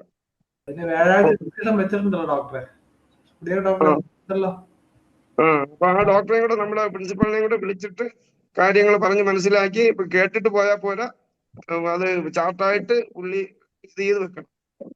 ആ രീതിയിൽ തന്നെ നമ്മളത് പറയണം. കേട്ടു. ഓക്കെ. അപ്പൊ അടുത്ത ചർച്ചയിൽ ഇന്ന് പങ്കെടുത്ത എല്ലാവരും തന്നെ അവരവരുടെ നിർദ്ദേശങ്ങളൊന്ന് എഴുതി വെച്ച് വരണമെന്ന് കൂടി പറയുകയാണ് ഈ അവസരത്തിൽ. അടുത്തത് ദേവൻ ഡോക്ടർ ഹാൻഡ് റൈസ് ചെയ്തിട്ടുണ്ട്. ഡോക്ടറെ സംസാരിച്ചോളൂ. നമസ്കാരം. ഇന്ത്യയിൽ 5 യൂണിവേഴ്സിറ്റികളുണ്ട് ആയുഷിന്റെ കീഴിൽ. ഈ 5 യൂണിവേഴ്സിറ്റി ആയുഷിന്റെ കീഴിൽ വന്നിട്ട് എന്താ അവിടെ വല്ല കുഴപ്പം സംഭവിച്ചോ? എന്നാ ഹോമിയോപ്പതിയുടെ മാത്രമായിട്ട് ഒരു യൂണിവേഴ്സിറ്റി ഉണ്ട്, ഡീംഡ് യൂണിവേഴ്സിറ്റി, സെൻട്രൽ ഗവൺമെന്റിന്റെ ഇതോടുകൂടി ഇരിക്കുന്ന കൽക്കത്തയിലെ യൂണിവേഴ്സിറ്റി. അവിടുത്തെ PhDക്ക് ഭയങ്കര ശരിക്കും അവിടുത്തെ PhDക്കാണ് ഇന്ന് മറ്റുള്ള സ്ഥലങ്ങളിലെ PhDയേക്കാൾ കൂടുതൽ ഒരു വെയിറ്റ് ചെയ്തുള്ളത്. അപ്പോൾ ഇത്രയൊക്കെ ഉണ്ടായിട്ട് ഈ 5 ആയുഷ് യൂണിവേഴ്സിറ്റികളുണ്ട്. അതുപോലെ കേരളം പോലുള്ള സ്ഥലങ്ങളിൽ ഹോമിയോപ്പതി ഹെൽത്ത് യൂണിവേഴ്സിറ്റിയോട് ചേർന്നാണ് പ്രവർത്തിക്കുന്നത്. അത് വേറെ സ്റ്റേറ്റുകളിലും അങ്ങനെ 4-5ഓളം സ്റ്റേറ്റുകളിൽ അങ്ങനെയുണ്ട്. അപ്പോൾ 5 ആയുഷ് യൂണിവേഴ്സിറ്റി, ഒരു ഹോമിയോപ്പതി മാത്രമായിട്ടുള്ള യൂണിവേഴ്സിറ്റി, ആയുർവേദത്തിന് മാത്രമായിട്ടുള്ളതും യുനാനിക്കും സിദ്ധയ്ക്കും വരെ യൂണിവേഴ്സിറ്റി ഉണ്ട്. തമിഴ്നാട്ടിൽ മാത്രം ഒതുങ്ങുന്ന സിദ്ധയ്ക്ക് വരെ യൂണിവേഴ്സിറ്റി ഉണ്ട്. ഹോമിയോപ്പതിക്കാർക്ക് ഇന്ത്യ ഒട്ടുക്ക ഉണ്ടെന്ന് നമ്മൾ പറയും, ലോകം ഒട്ടൊക്കെ ഉണ്ടെന്ന് പറയും, ലോകത്തിലെ 2ാമത്തെ ചികിത്സാശാസ്ത്രമാണെന്ന് നമ്മൾ അവകാശപ്പെടും. ഒരു യൂണിവേഴ്സിറ്റി തരാന്ന് പറയുമ്പോൾ അയ്യോ അത് ഞങ്ങളെ കൊണ്ട് താങ്ങാൻ പറ്റത്തില്ലെന്ന്, അല്ലെങ്കിൽ അവരുടെ കൂടെ നിന്നാൽ മാത്രമേ ഞങ്ങൾക്ക് സ്വന്തമായിട്ട് നിൽക്കാനുള്ള അസ്തിത്വം ഇല്ല എന്ന് പറയുന്ന ഒരു അവസ്ഥ ഹോമിയോപ്പതിക്ക് വരുന്നത് വളരെ ദയനീയമെന്നേ എനിക്ക് പറയാൻ പറ്റത്തുള്ളൂ. കാരണം ഞാൻ ഇപ്പോൾ ധനേഷ് ഡോക്ടറും യഹ്യ ഡോക്ടറും മനോജ് ഡോക്ടറും ഒക്കെ പറഞ്ഞതിനോട് ഞാൻ യോജിക്കുകയാണ്. ഷഫീഖ് ഡോക്ടറൊക്കെ പറഞ്ഞവരോടാണ് എനിക്ക് യോജിപ്പ്. ഹോമിയോപ്പതിക്ക് ഇപ്പോൾ സർജറി ഒഴിച്ച് ബാക്കി എല്ലാ ഡിപ്പാർട്ട്മെന്റും കൈകാര്യം ചെയ്യാം. എമർജൻസി മെഡിസിൻ നമ്മൾക്ക് വർഷങ്ങൾക്ക് മുമ്പ് ചെയ്തിരുന്നതാണ്. അപ്പോൾ ഹോമിയോപ്പതിക്ക് ഡിപ്പാർട്ട്മെന്റുകളൊന്നും ഇല്ല എന്നുള്ള ഒരു പരിമിതിയൊന്നും ഒരു ഇതായിട്ട് ഇപ്പൊ ഹരിഹരൻ ഡോക്ടർ പറഞ്ഞ അത് അദ്ദേഹത്തിന്റെ അഭിപ്രായം അങ്ങനെ ആയിക്കോട്ടെ. പക്ഷേ ഹോമിയോപ്പതിക്ക് ഇപ്പൊ ഗൈനക്കോളജി ഉണ്ടാവും. ഇവിടെ ചേർത്തലയിൽ പ്രസവം എടുക്കുന്ന ഒരു ഹോമിയോ ഡോക്ടർ ഉണ്ടായിരുന്നു വർഷങ്ങൾക്ക് മുമ്പ്, ചിദാനന്ദൻ ഡോക്ടർ. പ്രസവം എടുക്കുന്ന ആശുപത്രി സ്ഥാപിച്ച് ഹോമിയോപ്പതി മാത്രം കൊടുത്തുകൊണ്ട് പ്രസവം എടുക്കുന്ന ഡോക്ടർ ഉണ്ടായിരുന്നു. അതുപോലെ ചിൽഡ്രൻ സ്പെഷ്യലിസ്റ്റ് ഇപ്പോൾ തന്നെ MD ഉണ്ട് ഇതില്. പിന്നെ നമ്മൾ എന്തിനാണ് ഇങ്ങനെ ഈ അറച്ചു നിൽക്കുന്ന അല്ലെങ്കിൽ ഭയക്കുന്നതെന്ന് എനിക്ക് മനസ്സിലാകുന്നില്ല. ഇതിൽ മെഡിക്കൽ എന്നുള്ളൊരു പേര് ഇല്ലെങ്കിലും എന്താ ഇത്ര കുഴപ്പം? എന്താ ഹോമിയോപ്പതി ഒരു കംപ്ലീറ്റ് സിസ്റ്റമാണ്. ഹോമിയോപ്പതി എന്ന് പറയുമ്പോൾ തന്നെ അത് മെഡിക്കൽ ആണെന്നുള്ളത് വന്നു കഴിഞ്ഞിരിക്കുന്നു. പിന്നെ അതുണ്ടെങ്കിലേ ഉള്ളൂ. പിന്നെ അവരുടെ കൂടെ ചേർന്ന് നിന്നാലേ നമ്മൾക്ക് ഇപ്പോൾ നമ്മൾ ഒതുക്കാനാണ് എന്ന് പറയുന്നതിൽ എനിക്കത് മനസ്സിലാകുന്നില്ല. ഇന്ത്യയിൽ ആദ്യമായിട്ട് ഒരു ഹോമിയോ ഡിസ്പെൻസറി സർക്കാർ മേഖലയിൽ സ്ഥാപിച്ചത് കേരളത്തിലാണ്. ഇന്ത്യയിൽ ആദ്യമായിട്ട് ഹോമിയോപ്പതി ഡിപ്പാർട്ട്മെന്റ് ഉണ്ടായത് കേരളത്തിലാണ്. അങ്ങനെ ഇന്ത്യയിൽ ആദ്യമായിട്ട് ഡീംഡ് യൂണിവേഴ്സിറ്റി ഉണ്ട്, പക്ഷെ ഇന്ത്യയിൽ ആദ്യമായിട്ട് സർക്കാരിന്റെ ഇതിൽ ഡീംഡ് അല്ലാതെ സർക്കാരിന്റെ ഇതിൽ അണ്ടറിൽ ഒരു യൂണിവേഴ്സിറ്റി വന്നതും ആദ്യമായിട്ട് കേരളത്തിലാണെന്ന് പറയുന്നത് അഭിമാനമല്ല വേണ്ടത്. അതിൽ നമ്മൾ അഭിമാനിക്കുകയല്ല വേണ്ടത്. എന്തിനാണ് ഈ ഇങ്ങനെ ഈ പണ്ടത്തെ പോലെ ചില ജന്മിമാരുടെ ഇതിൽ നിന്നാലേ കൃഷി നടക്കുകയുള്ളൂ എന്ന് പറയുന്ന പോലെ ഈ സ്വന്തമായിട്ടൊരു അഭിമാനബോധം നമ്മൾക്ക് വേണ്ടേ? ഇപ്പോൾ തന്നെ ആണെങ്കിൽ ഇപ്പൊ എത്ര നിലവിലുള്ള പോസ്റ്റുകൾ പോട്ടെ, അത് അപ്പൊ ജോലി കിട്ടാൻ വേണ്ടി പുതിയ തലമുറയ്ക്ക് അവർക്ക് അവസരങ്ങൾ ഉണ്ടാകണ്ടേ? അവർക്ക് ഈ പുതിയ യൂണിവേഴ്സിറ്റി വരുമ്പോൾ കൂടുതൽ പോസ്റ്റുകൾ വരികയും മറ്റ് റിസർച്ചിനുള്ള സംവിധാനങ്ങൾ വരെ ഹിയോ ഡോക്ടർ പറഞ്ഞ പോലെ ലൈബ്രറി ഒന്നും നമുക്കിന്ന് ഉപയോഗിക്കാനോ അങ്ങോട്ട് ചെല്ലാനോ ഉള്ള അവസ്ഥയില്ല. പിന്നെ ഈ IMA കീഴിൽ കിടക്കണമെന്ന് ഇത്ര നിർബന്ധം എന്താണ്? എനിക്കത് മനസ്സിലാകണില്ല. ഈ ഹെൽത്ത് യൂണിവേഴ്സിറ്റി ആരുടെ അണ്ടറിലായിരിക്കും? സർക്കാരിൻ്റെ എന്നൊക്കെ പറയും. നമ്മൾക്ക് എത്ര സ്വാധീനമുണ്ട് അവിടെ? നമ്മൾക്ക് എന്ത് ചെയ്യാൻ കഴിയുന്നുണ്ട് അവിടെ? അപ്പോൾ നമ്മളെ ഏതെങ്കിലും തലത്തിൽ ഒതുക്കുന്നവരുടെ കൂടെ നമ്മൾ പോയി നിൽക്കണമെന്ന് പറയുന്ന ഒരു ശരിയായ രീതിയല്ല. പിന്നെ കോവിഡ് സമയത്ത് നമ്മുടെ ഡിപ്പാർട്ട്മെന്റ് എന്തെങ്കിലും പ്രതികരിച്ചോ? അപ്പൊ നമ്മൾ തമാശയ്ക്ക് പറഞ്ഞു അത് പിരിച്ചുവിടണമെന്ന്. ഇതുപോലെയാണ് ഇപ്പോൾ യൂണിവേഴ്സിറ്റി നമുക്ക് ഒറ്റയ്ക്ക് നിന്നാൽ പറ്റത്തില്ല എന്നൊക്കെ പറയുന്നത്. അത് നമ്മൾ ഡിപ്പാർട്ട്മെന്റ് പിരിച്ചുവിടാനാണോ എന്ന് പറഞ്ഞത്? അല്ല, അന്ന് അവർ വേണ്ട രീതിയിൽ IFPH ആണ് ആദ്യം ഇത് ആഴ്സനിക് ആൽബം വിതരണം തുടങ്ങിയത്. അതിനുശേഷം സർക്കാരിന് ഏറ്റെടുക്കേണ്ടി വന്നു. IFPH മുന്നേ നടക്കുക, നമ്മൾ സർക്കാരിനത് ഏറ്റെടുക്കേണ്ടി വരും. അതിനായിട്ട് നമ്മൾ മുന്നോട്ട് പോവുക എന്നുള്ളത് മാത്രം എനിക്ക് പറയാനുള്ളൂ. അതുപോലെ അല്ല, ഒരു കാര്യം കൂടി, അതായത് ഇപ്പൊ മെഡിക്കൽ ഇതും ഹെൽത്ത് ഒന്നും ഇതിൽ വരണില്ലെങ്കിൽ നമുക്ക് പേര് സജസ്റ്റ് ചെയ്യാമല്ലോ. Kerala university of Ayush medical science എന്ന് നമുക്ക് പേര് വെക്കണമെന്ന് പറയാം. Kerala university of Ayush medical science എന്ന് വേണം നമ്മളെ യൂണിവേഴ്സിറ്റിയുടെ പേരെന്ന് നമുക്ക് പ്രപ്പോസൽ വെക്കാമല്ലോ. അപ്പൊ അതൊക്കെ നമ്മളെ പ്രിൻസിപ്പാളിന്റെ അടുത്ത് പറഞ്ഞ് അതൊക്കെ ഇത് ചെയ്യിക്കുക. അല്ലാതെ ഹെൽത്തും സയൻസും വരുന്നില്ല അതുകൊണ്ട് നമുക്ക് ഇതിൽ തന്നെ നിൽക്കണമെന്ന് പറയണതിലൊന്നും ഒരർത്ഥവും ഇല്ല. അല്ലെങ്കിൽ തന്നെ നമ്മൾ സയൻസ് അല്ലെന്ന് അവർ പറയണം. ഇനി സയൻസ് വന്നിട്ട് എന്താ? അല്ല, അതുകൊണ്ടാണ് നമ്മൾ അങ്ങനെ തന്നെ വെക്കണമെന്ന് പറഞ്ഞത്. Kerala university of Ayush medical science എന്ന് തന്നെ വെക്കണം. സയൻസസ് ഒരു ആയുഷ് യൂണിവേഴ്സിറ്റി വരുമ്പോ അതിനെ നന്നാക്കാം, അതിൽ എന്തൊക്കെ നമ്മളെ ഭാഗം ഉറപ്പുവരുത്താം, അതെല്ലാം നമുക്ക് വന്നു കഴിഞ്ഞിട്ട് നമുക്ക് ചെയ്യാവുന്നതേ ഉള്ളൂ. അല്ലെങ്കിൽ വരുന്നതിന് മുമ്പ് തന്നെ നമുക്കുള്ള ആവശ്യങ്ങൾ നമുക്ക് കൊടുക്കാം. പിന്നെ എൻ്റെ ഒരു മോഡറേറ്റർ ആണെങ്കിൽ എൻ്റെ ഒരു അഭിപ്രായം, കാരണം എന്ന് വെച്ചാൽ നമ്മള് അധികാര വികേന്ദ്രീകരണമാണ് ഭരണ സൗകര്യം കൂടുതൽ ഉറപ്പാക്കുന്നത്. അതുകൊണ്ടാണല്ലോ നമ്മള് പിന്നെ ഒരു രാജ്യത്തിന് സ്റ്റേറ്റുകളായി വിഭജിച്ചു, സ്റ്റേറ്റിനെ ജില്ലകളായി വിഭജിച്ചു, അങ്ങനെ എന്നിട്ട് ജില്ലകളെ പഞ്ചായത്തുകളായിട്ട്, അങ്ങനെ ഭരണം താഴോട്ട് വന്നാലല്ലേ, അല്ലെങ്കിൽ വിഭജിച്ച് പോയാലേ ആ ഓരോരുത്തർക്ക് നമുക്ക് കിട്ടുന്ന ആനുകൂല്യങ്ങളെല്ലാം മെച്ചപ്പെടുകയുള്ളൂ, നമ്മളെ ശ്രദ്ധിക്കപ്പെടുകയുള്ളൂ, നമുക്ക് ഫണ്ട് കിട്ടുകയുള്ളൂ. ഇതിനെല്ലാം അതാണ് നല്ലത്, അധികാര വികേന്ദ്രീകരണം പ്രത്യേകം. അല്ലാതെ ഒത്തിരി എണ്ണം കൂടി കുഴഞ്ഞു കിടക്കുമ്പോ ഇതിലൊന്നും നമുക്ക് അർഹമായ ഒരു പ്രാതിനിധ്യം ഒരിക്കലും കിട്ടൂല. ഇത്രയും നാൾ എന്ത് കിട്ടി? അപ്പൊ അതുകൊണ്ട് എൻ്റെ ഒരു വ്യക്തിപരമായ അഭിപ്രായവും തീർച്ചയായിട്ടും അതെല്ലാവർക്കും ചിന്തിക്കാവുന്നതേ ഉള്ളൂ. എല്ലാം കൂടെ ഞാനൊരു ബഞ്ചായിട്ട് കിടക്കുമ്പോ അതിനെക്കാട്ടി നല്ലതല്ലേ നമുക്ക് പ്രത്യേക ഒരു ഇരിപ്പിടം കിട്ടുന്നത്. അതിന് എന്തുകൊണ്ടാണ് എതിർക്കുന്നതെന്ന് പോലും എനിക്ക് മനസ്സിലാവുന്നില്ല. എന്തായാലും നമ്മൾ വിശദമായി ചിന്തിക്കുമ്പോൾ തീർച്ചയായിട്ടും ഇതുകൊണ്ട് നമുക്ക് ഗുണമേ ഉണ്ടാവൂ എന്നുള്ളതാണ് എൻ്റെ അഭിപ്രായം. പിന്നെ ഇന്ന് ഇവിടെ ഈ പറഞ്ഞ കൂടുതൽ പേരും ആ അഭിപ്രായത്തോടാണ് യോജിച്ച് സംസാരിച്ചത്. നമ്മുടെ അവസരങ്ങൾ നമ്മൾ നഷ്ടപ്പെടുത്താതെ ഇനി അടുത്ത ഒരു ചർച്ചയിൽ കൂടി എങ്ങനെ ഇതിനെ മെച്ചപ്പെടുത്താം, ഏതൊക്കെ തരത്തിൽ നമ്മളെ പാർട്ടിസിപ്പേഷൻ ഉറപ്പാക്കാം, അല്ലെങ്കിൽ കുറച്ചുകൂടെ നന്നാക്കാം എന്നുള്ളതിനെ കുറിച്ച് ആലോചിക്കുന്നതായിരിക്കും നല്ലതെന്ന് എനിക്ക് തോന്നുന്നു. അവസാനം അശോക് കുമാർ ഡോക്ടർ ആയിരുന്നല്ലോ അതിഥി, ഡോക്ടർക്ക് എന്താണ് പറഞ്ഞു നിർത്താം? ഒരു പോയിന്റ് കൂടി ഒന്ന് പറഞ്ഞോട്ടെ. കാരണം ഇത് പിന്നെ സർക്കാർ തലത്തില് ഇത് പോസിറ്റീവായിട്ട് ഇംപ്ലിമെന്റ് ചെയ്യാനുള്ള തീരുമാനം വരും. അപ്പൊ മണ്ണും ചാരി നിന്നവൻ പെണ്ണും കൊണ്ട് പോയെന്ന് പറഞ്ഞ പോലെ നമ്മളിത് വേണ്ട എന്ന് പറഞ്ഞ് മാറി നിൽക്കുകയാണെന്നുണ്ടെങ്കിൽ ഈ പറയുന്ന ആയുർവേദവും യുനാനിയും സിദ്ധയും ആയിരിക്കും ഇതിനകത്ത് മേൽക്കൈ എടുക്കാൻ പോകുന്നത്. അതാണ് സംഭവിക്കാൻ പോകുന്നത്. അതുകൊണ്ട് അത് മുന്നിൽ കണ്ടുകൊണ്ട് വേണം ബാക്കിയുള്ള അസോസിയേഷൻകാർ പ്രവർത്തിക്കാൻ, അല്ലെങ്കിൽ മെമ്പേഴ്സ് പ്രവർത്തിക്കാൻ എന്നും കൂടി ഒന്ന് ഓർമ്മപ്പെടുത്തുകയാണ്. നമ്മൾ ഈ ആയുഷ് യൂണിവേഴ്സിറ്റി ശരിയാക്കുന്ന കാര്യം ഒക്കെ അവിടെ നിൽക്കട്ടെ. നമ്മുടെ ആയുഷ് സെക്രട്ടറി ആരാണെന്ന് നിങ്ങൾക്ക് അറിയാമോ? Doctor Sharmila Mary Joseph IMA സംസ്ഥാന പ്രസിഡന്റായിട്ടിരിക്കുകയും കോവിഡ് കാലത്ത് നമ്മളെ ഇത്രയും ഉപദ്രവിച്ച ഒരു സ്ത്രീയാണ്. അവർ ആയുഷ് സെക്രട്ടറി അല്ല, അവര് പിന്നെ മറ്റേ സെക്രട്ടറിയാണ്, ഹെൽത്ത് ആൻഡ് ഫാമിലി വെൽഫെയറിന്റെ സെക്രട്ടറിയാണ്. പക്ഷെ അവർക്കാണ് ആയുഷിന്റെ ചാർജ്. ഇവർ ചെയ്തിട്ടുള്ള ഉപദ്രവങ്ങൾ എനിക്ക് അനുഭവം ഉള്ളതാണ്. മസാനി ഡോക്ടർ മരിച്ചുപോയി. മസാനി ഡോക്ടർ അന്ന് KGHMയുടെ പ്രസിഡന്റായിട്ടിരുന്നപ്പോൾ അവർക്കെതിരെ പറഞ്ഞതിന് അവര് പുനലൂർ വന്ന് എന്നെ കൂട്ടി പത്തനാപുരത്ത് പോയി മസാനി ഡോക്ടറെ പിടിച്ചതാണ്. അതവിടെ നിൽക്കട്ടെ. അവര് എന്തെല്ലാം ദ്രോഹം ചെയ്തിട്ടുള്ളതെന്നുള്ളത് ഒരു ദിവസം ചർച്ച ചെയ്യാം. പക്ഷെ അവരാണ് ഇതിന്റെ ചെയർപേഴ്സൺ. അവരെ ആ സ്ഥാനത്ത് നിന്ന്, അതായത് ആയുഷിന് ഒരു സെക്രട്ടറി ഇല്ല. നമുക്ക് യൂണിവേഴ്സിറ്റിയൊക്കെ വരുന്നതിന് മുമ്പ് ആയുഷിന്റെ സെക്രട്ടറി ഉണ്ടാക്കുക. ഇനി രണ്ടാമത്തെ ആള് അനു എസ് നായർ, ഡോക്ടറാണ്. IMAയിലാണോ എന്ന് എനിക്കറിയത്തില്ല, IMAയിൽ ഉണ്ടോ എന്ന് അറിയത്തില്ല. പക്ഷെ അദ്ദേഹവും അലോപ്പതി ഡോക്ടറാണ്. ഇവര് രണ്ടുപേരുമാണ് അത് നമ്മൾ ആദ്യം ചിന്തിക്കുന്നത്. നമ്മുടെ വേദിയിൽ വന്നിട്ടുണ്ടോ? ഇനി നമ്മുടെ ബാക്കി 2 പോസ്റ്റിലുള്ള ആളുകളുടെ കാര്യം പറയാം. നമ്മളുടെ controlling officer, Ayush secretary Sharmila madam ഭയങ്കര കമാൻഡിങ് വോയിസ് ഉള്ളവരാണ്. അവര് പറഞ്ഞാൽ കമാന്നൊരക്ഷരം മിണ്ടാത്ത ആയുർവേദ മെഡിക്കൽ ഡയറക്ടറും ഹോമിയോ PCOയും ആണ്. അതിന്റെ 100 എക്സാമ്പിൾ വേണം ഞാൻ പറഞ്ഞുതരാം. അതുപോട്ടെ, നമുക്ക് ആദ്യം വേണ്ടത് ഈ ആയുഷ് സെക്രട്ടറിയെ, അന്ന് ആയുഷ് സെക്രട്ടറിയെ മാറ്റണമെന്ന് പറഞ്ഞപ്പോൾ അവസാനം അവർ നിവൃത്തിയില്ലാതെ ലീവ് എടുത്ത് പോയതാണ്. ഓർമ്മയുണ്ടായിരിക്കും കോവിഡ് കാലത്ത് കൊല്ലം ജില്ലയിൽ അന്ന് DMOയുടെ ചാർജിലുള്ള ഞാൻ വാക്സിനേഷൻ എടുത്തില്ല എന്ന് പറഞ്ഞിട്ട് അവർ വണ്ടി വിട്ട് പുനലൂർ ആശുപത്രി വന്നതാണ് എന്നെ കൊണ്ട് വാക്സിനേഷൻ എടുപ്പിക്കാൻ. അന്ന് പിന്നെ ഞാൻ വേറെ ഒരു തന്ത്രത്തിൽ രക്ഷപ്പെട്ടു നിന്നതാണ്. അതുപോലെ നമുക്കെതിരെ നിൽക്കുന്ന ഒരാളാണ് നമ്മുടെ സെക്രട്ടറി എന്നുള്ള കാര്യം ആദ്യം ഓർക്കണം. അത് നമുക്ക് മാറ്റാൻ പറ്റിയിട്ടില്ല. പിന്നെ നേരത്തെ പറഞ്ഞതുപോലെ നമ്മുടെ ആരും VC ഒന്നും ആവത്തില്ല. കുഹാസിന്റെ പോലും VCമാര് അലോപ്പതി ഡോക്ടർമാരൊന്നുമില്ല. ആദ്യത്തെ ഒരാൾ മാത്രമേ അലോപ്പതി ഡോക്ടറുള്ളൂ. പിന്നെ എല്ലാം പൊളിറ്റിക്കൽ നിയമനങ്ങളായിരുന്നു. അതവിടെ നിൽക്കട്ടെ. ഞാൻ ആദ്യമേ തന്നെ പറയുന്നുണ്ട്, നമ്മൾ ചർച്ചകൾ ചെയ്യണം. തീർച്ചയായിട്ടും ഇതിനെ പൂർണ്ണമായും തള്ളിക്കളയണ്ട. പക്ഷേ ഇതിനകത്ത് ഒരുപാട് ചതിക്കുഴികളുണ്ട്, അത് മനസ്സിലാക്കണം. അത്രേ ഉള്ളൂ. പിന്നെ ഈ പറഞ്ഞതുപോലെ വികസിക്കാൻ ഒരുപാട് സാധ്യതകളുണ്ട് ആയുഷ് യൂണിവേഴ്സിറ്റി വരുമ്പോൾ.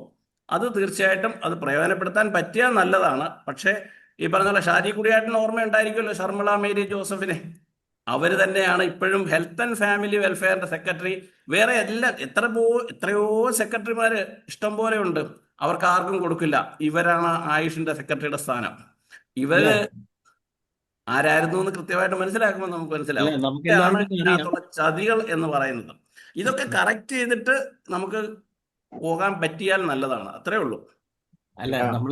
ഒരു കാര്യം പറഞ്ഞോട്ടെ, നമ്മള് ഈ ചലഞ്ചസ് നമ്മൾ അതിജീവിക്കുന്നതാണ് നമ്മുടെ വിജയം. നമ്മൾ ചലഞ്ചസിനെ പേടിച്ചിരുന്നാല് നമുക്ക് എങ്ങും എത്താൻ പറ്റത്തില്ല. കാരണം നമ്മളെ ഒതുക്കി ഇല്ലാണ്ടാക്കാനാണ് ഈ വഴി കൊണ്ടുവരുന്നത്. ഈ ശർമിള മേരി ജോസഫിനെ അവിടെ വെച്ചിരിക്കുന്നത് തന്നെ നമ്മളെ ഒതുക്കാൻ വേണ്ടിയിട്ടാണ്. ഈ ആയുഷ് യൂണിവേഴ്സിറ്റി എന്ന് പറയുന്നത് തന്നെ നമ്മളെ ഒതുക്കാൻ വേണ്ടി കൊണ്ടുവന്ന, ഞാൻ പറഞ്ഞല്ലോ, അത് നമ്മൾ ആ പ്രോബ്ലത്തെ നമ്മൾ പോസിബിലിറ്റി ആയിട്ട് എടുത്ത് ആ ചലഞ്ചസിനെ അതിജീവിക്കാൻ നമ്മൾ ഒറ്റക്കെട്ടായിട്ട് നിന്ന് പ്രവർത്തിച്ചാൽ നമുക്കത് സാധ്യമാകും. ആ ഒറ്റക്കെട്ടായിട്ടുള്ള പ്രവർത്തനത്തിന് നമുക്ക് നമ്മുടെ ഇടയിൽ സാധ്യമാകണമെന്നാണ് എനിക്ക് ആദ്യമേ പറയാനുള്ളത്. ശൈല ഡോക്ടറെ ഒതുങ്ങിക്കൊടുക്കുകയാണോ വേണ്ടത്? ഇല്ല, നമ്മൾ ഒതുങ്ങില്ല.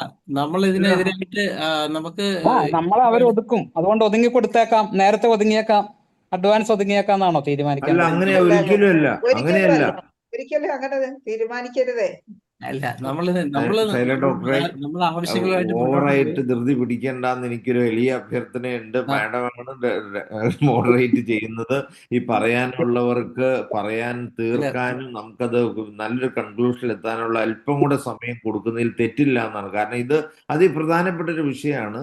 ഈ വിഷയത്തിൽ നമുക്കൊരു നല്ല കൺക്ലൂഷനിൽ എത്താൻ ലേശം കൂടെ സമയം എടുത്താൽ തെറ്റില്ല. കാരണം ഈ ഒരു ചർച്ചയുടെ ഇനി വേറൊരു ദിവസം വന്നാൽ ഇതുമാതിരി ഒരു വിഷയം കിട്ടണമെന്നില്ല, ആളുകൾ വന്നോന്നും ഇതുമാതിരി ഒരു ചർച്ച ഉരുത്തിരിഞ്ഞ് വന്നോന്നുമില്ല. അപ്പൊ ആർക്കെങ്കിലും പറയാനുണ്ടെങ്കിൽ അതിന് അവസരം കൊടുത്തിട്ട് നിർത്തിയാൽ എനിക്ക് പറയാനുള്ള ഇത് മാത്രമേ ഉള്ളൂ. നമ്മൾ ഈ കമ്പ്യൂട്ടർ വന്നപ്പോൾ എതിർത്ത് ട്രാക്ടർ വന്നപ്പോൾ എതിർത്ത്, അതുപോലെ തന്നെ ഇപ്പോഴ് ഈ പറഞ്ഞ പോലെ നമ്മുടെ കേരളത്തിലെ 60 മീറ്റർ വീതി റോഡ് വേണമെന്ന് പറഞ്ഞപ്പോൾ നമ്മൾ പറഞ്ഞു, എല്ലാവരും കൂടെ പറഞ്ഞു നമുക്ക് അത്രയും വേണ്ട, 45 മതിയെന്ന്. ഇപ്പൊ എന്ത് പറ്റി? ഇപ്പൊ നമ്മളെ ഹൈവേയിൽ അനുഭവിക്കുന്ന ബുദ്ധിമുട്ട് നമുക്ക് അറിയാവുന്നതാണ്. ഇത് പണ്ടൊരു മന്ത്രി ഒരിക്കൽ പറഞ്ഞിരുന്നത്, കേരളത്തിലെ MG റോഡിൽ നമുക്ക് 100 മീറ്റർ വീതിക്ക് സ്ഥലം എടുക്കണമെന്ന്. ഏതൊക്കെ ഈ MG റോഡിൽ തുടങ്ങിയ കാലത്ത്.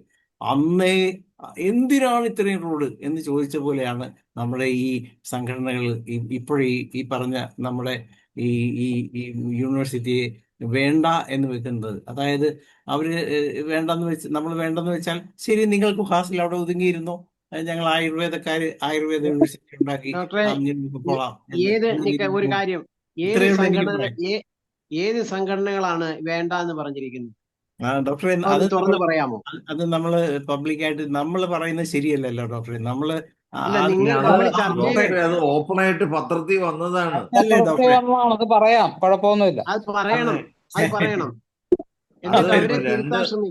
അവര് കേട്ടോളും ഡോക്ടറെ. നാളെ നമ്മളെ ചർച്ച മുഴുവൻ അവര് കേട്ടോളും. അപ്പൊ പിന്നെ നമ്മളിത് അതാണ് പ്രീത ഡോക്ടർക്ക് ഉള്ള ഒരു മറുപടി. കാരണം IFBHന്റെ എല്ലാ വീഡിയോസും ഓപ്പൺ ആണ്, ആർക്ക് വേണമെങ്കിലും കാണാം, കേൾക്കാം. അപ്പൊ നമ്മൾ ചർച്ച ചെയ്തുകൊണ്ടിരിക്കുന്ന പ്രത്യേകിച്ച് പൊതു മാറ്ററുകൾ, പിന്നെ നമ്മുടെ പേഴ്സണൽ അല്ലാത്ത ചർച്ചകൾ മാത്രമാണ് നമ്മൾ പബ്ലിക് ആകാത്തത്. ഇതെന്തായാലും പബ്ലിക്കായിട്ട് തന്നെ വരും.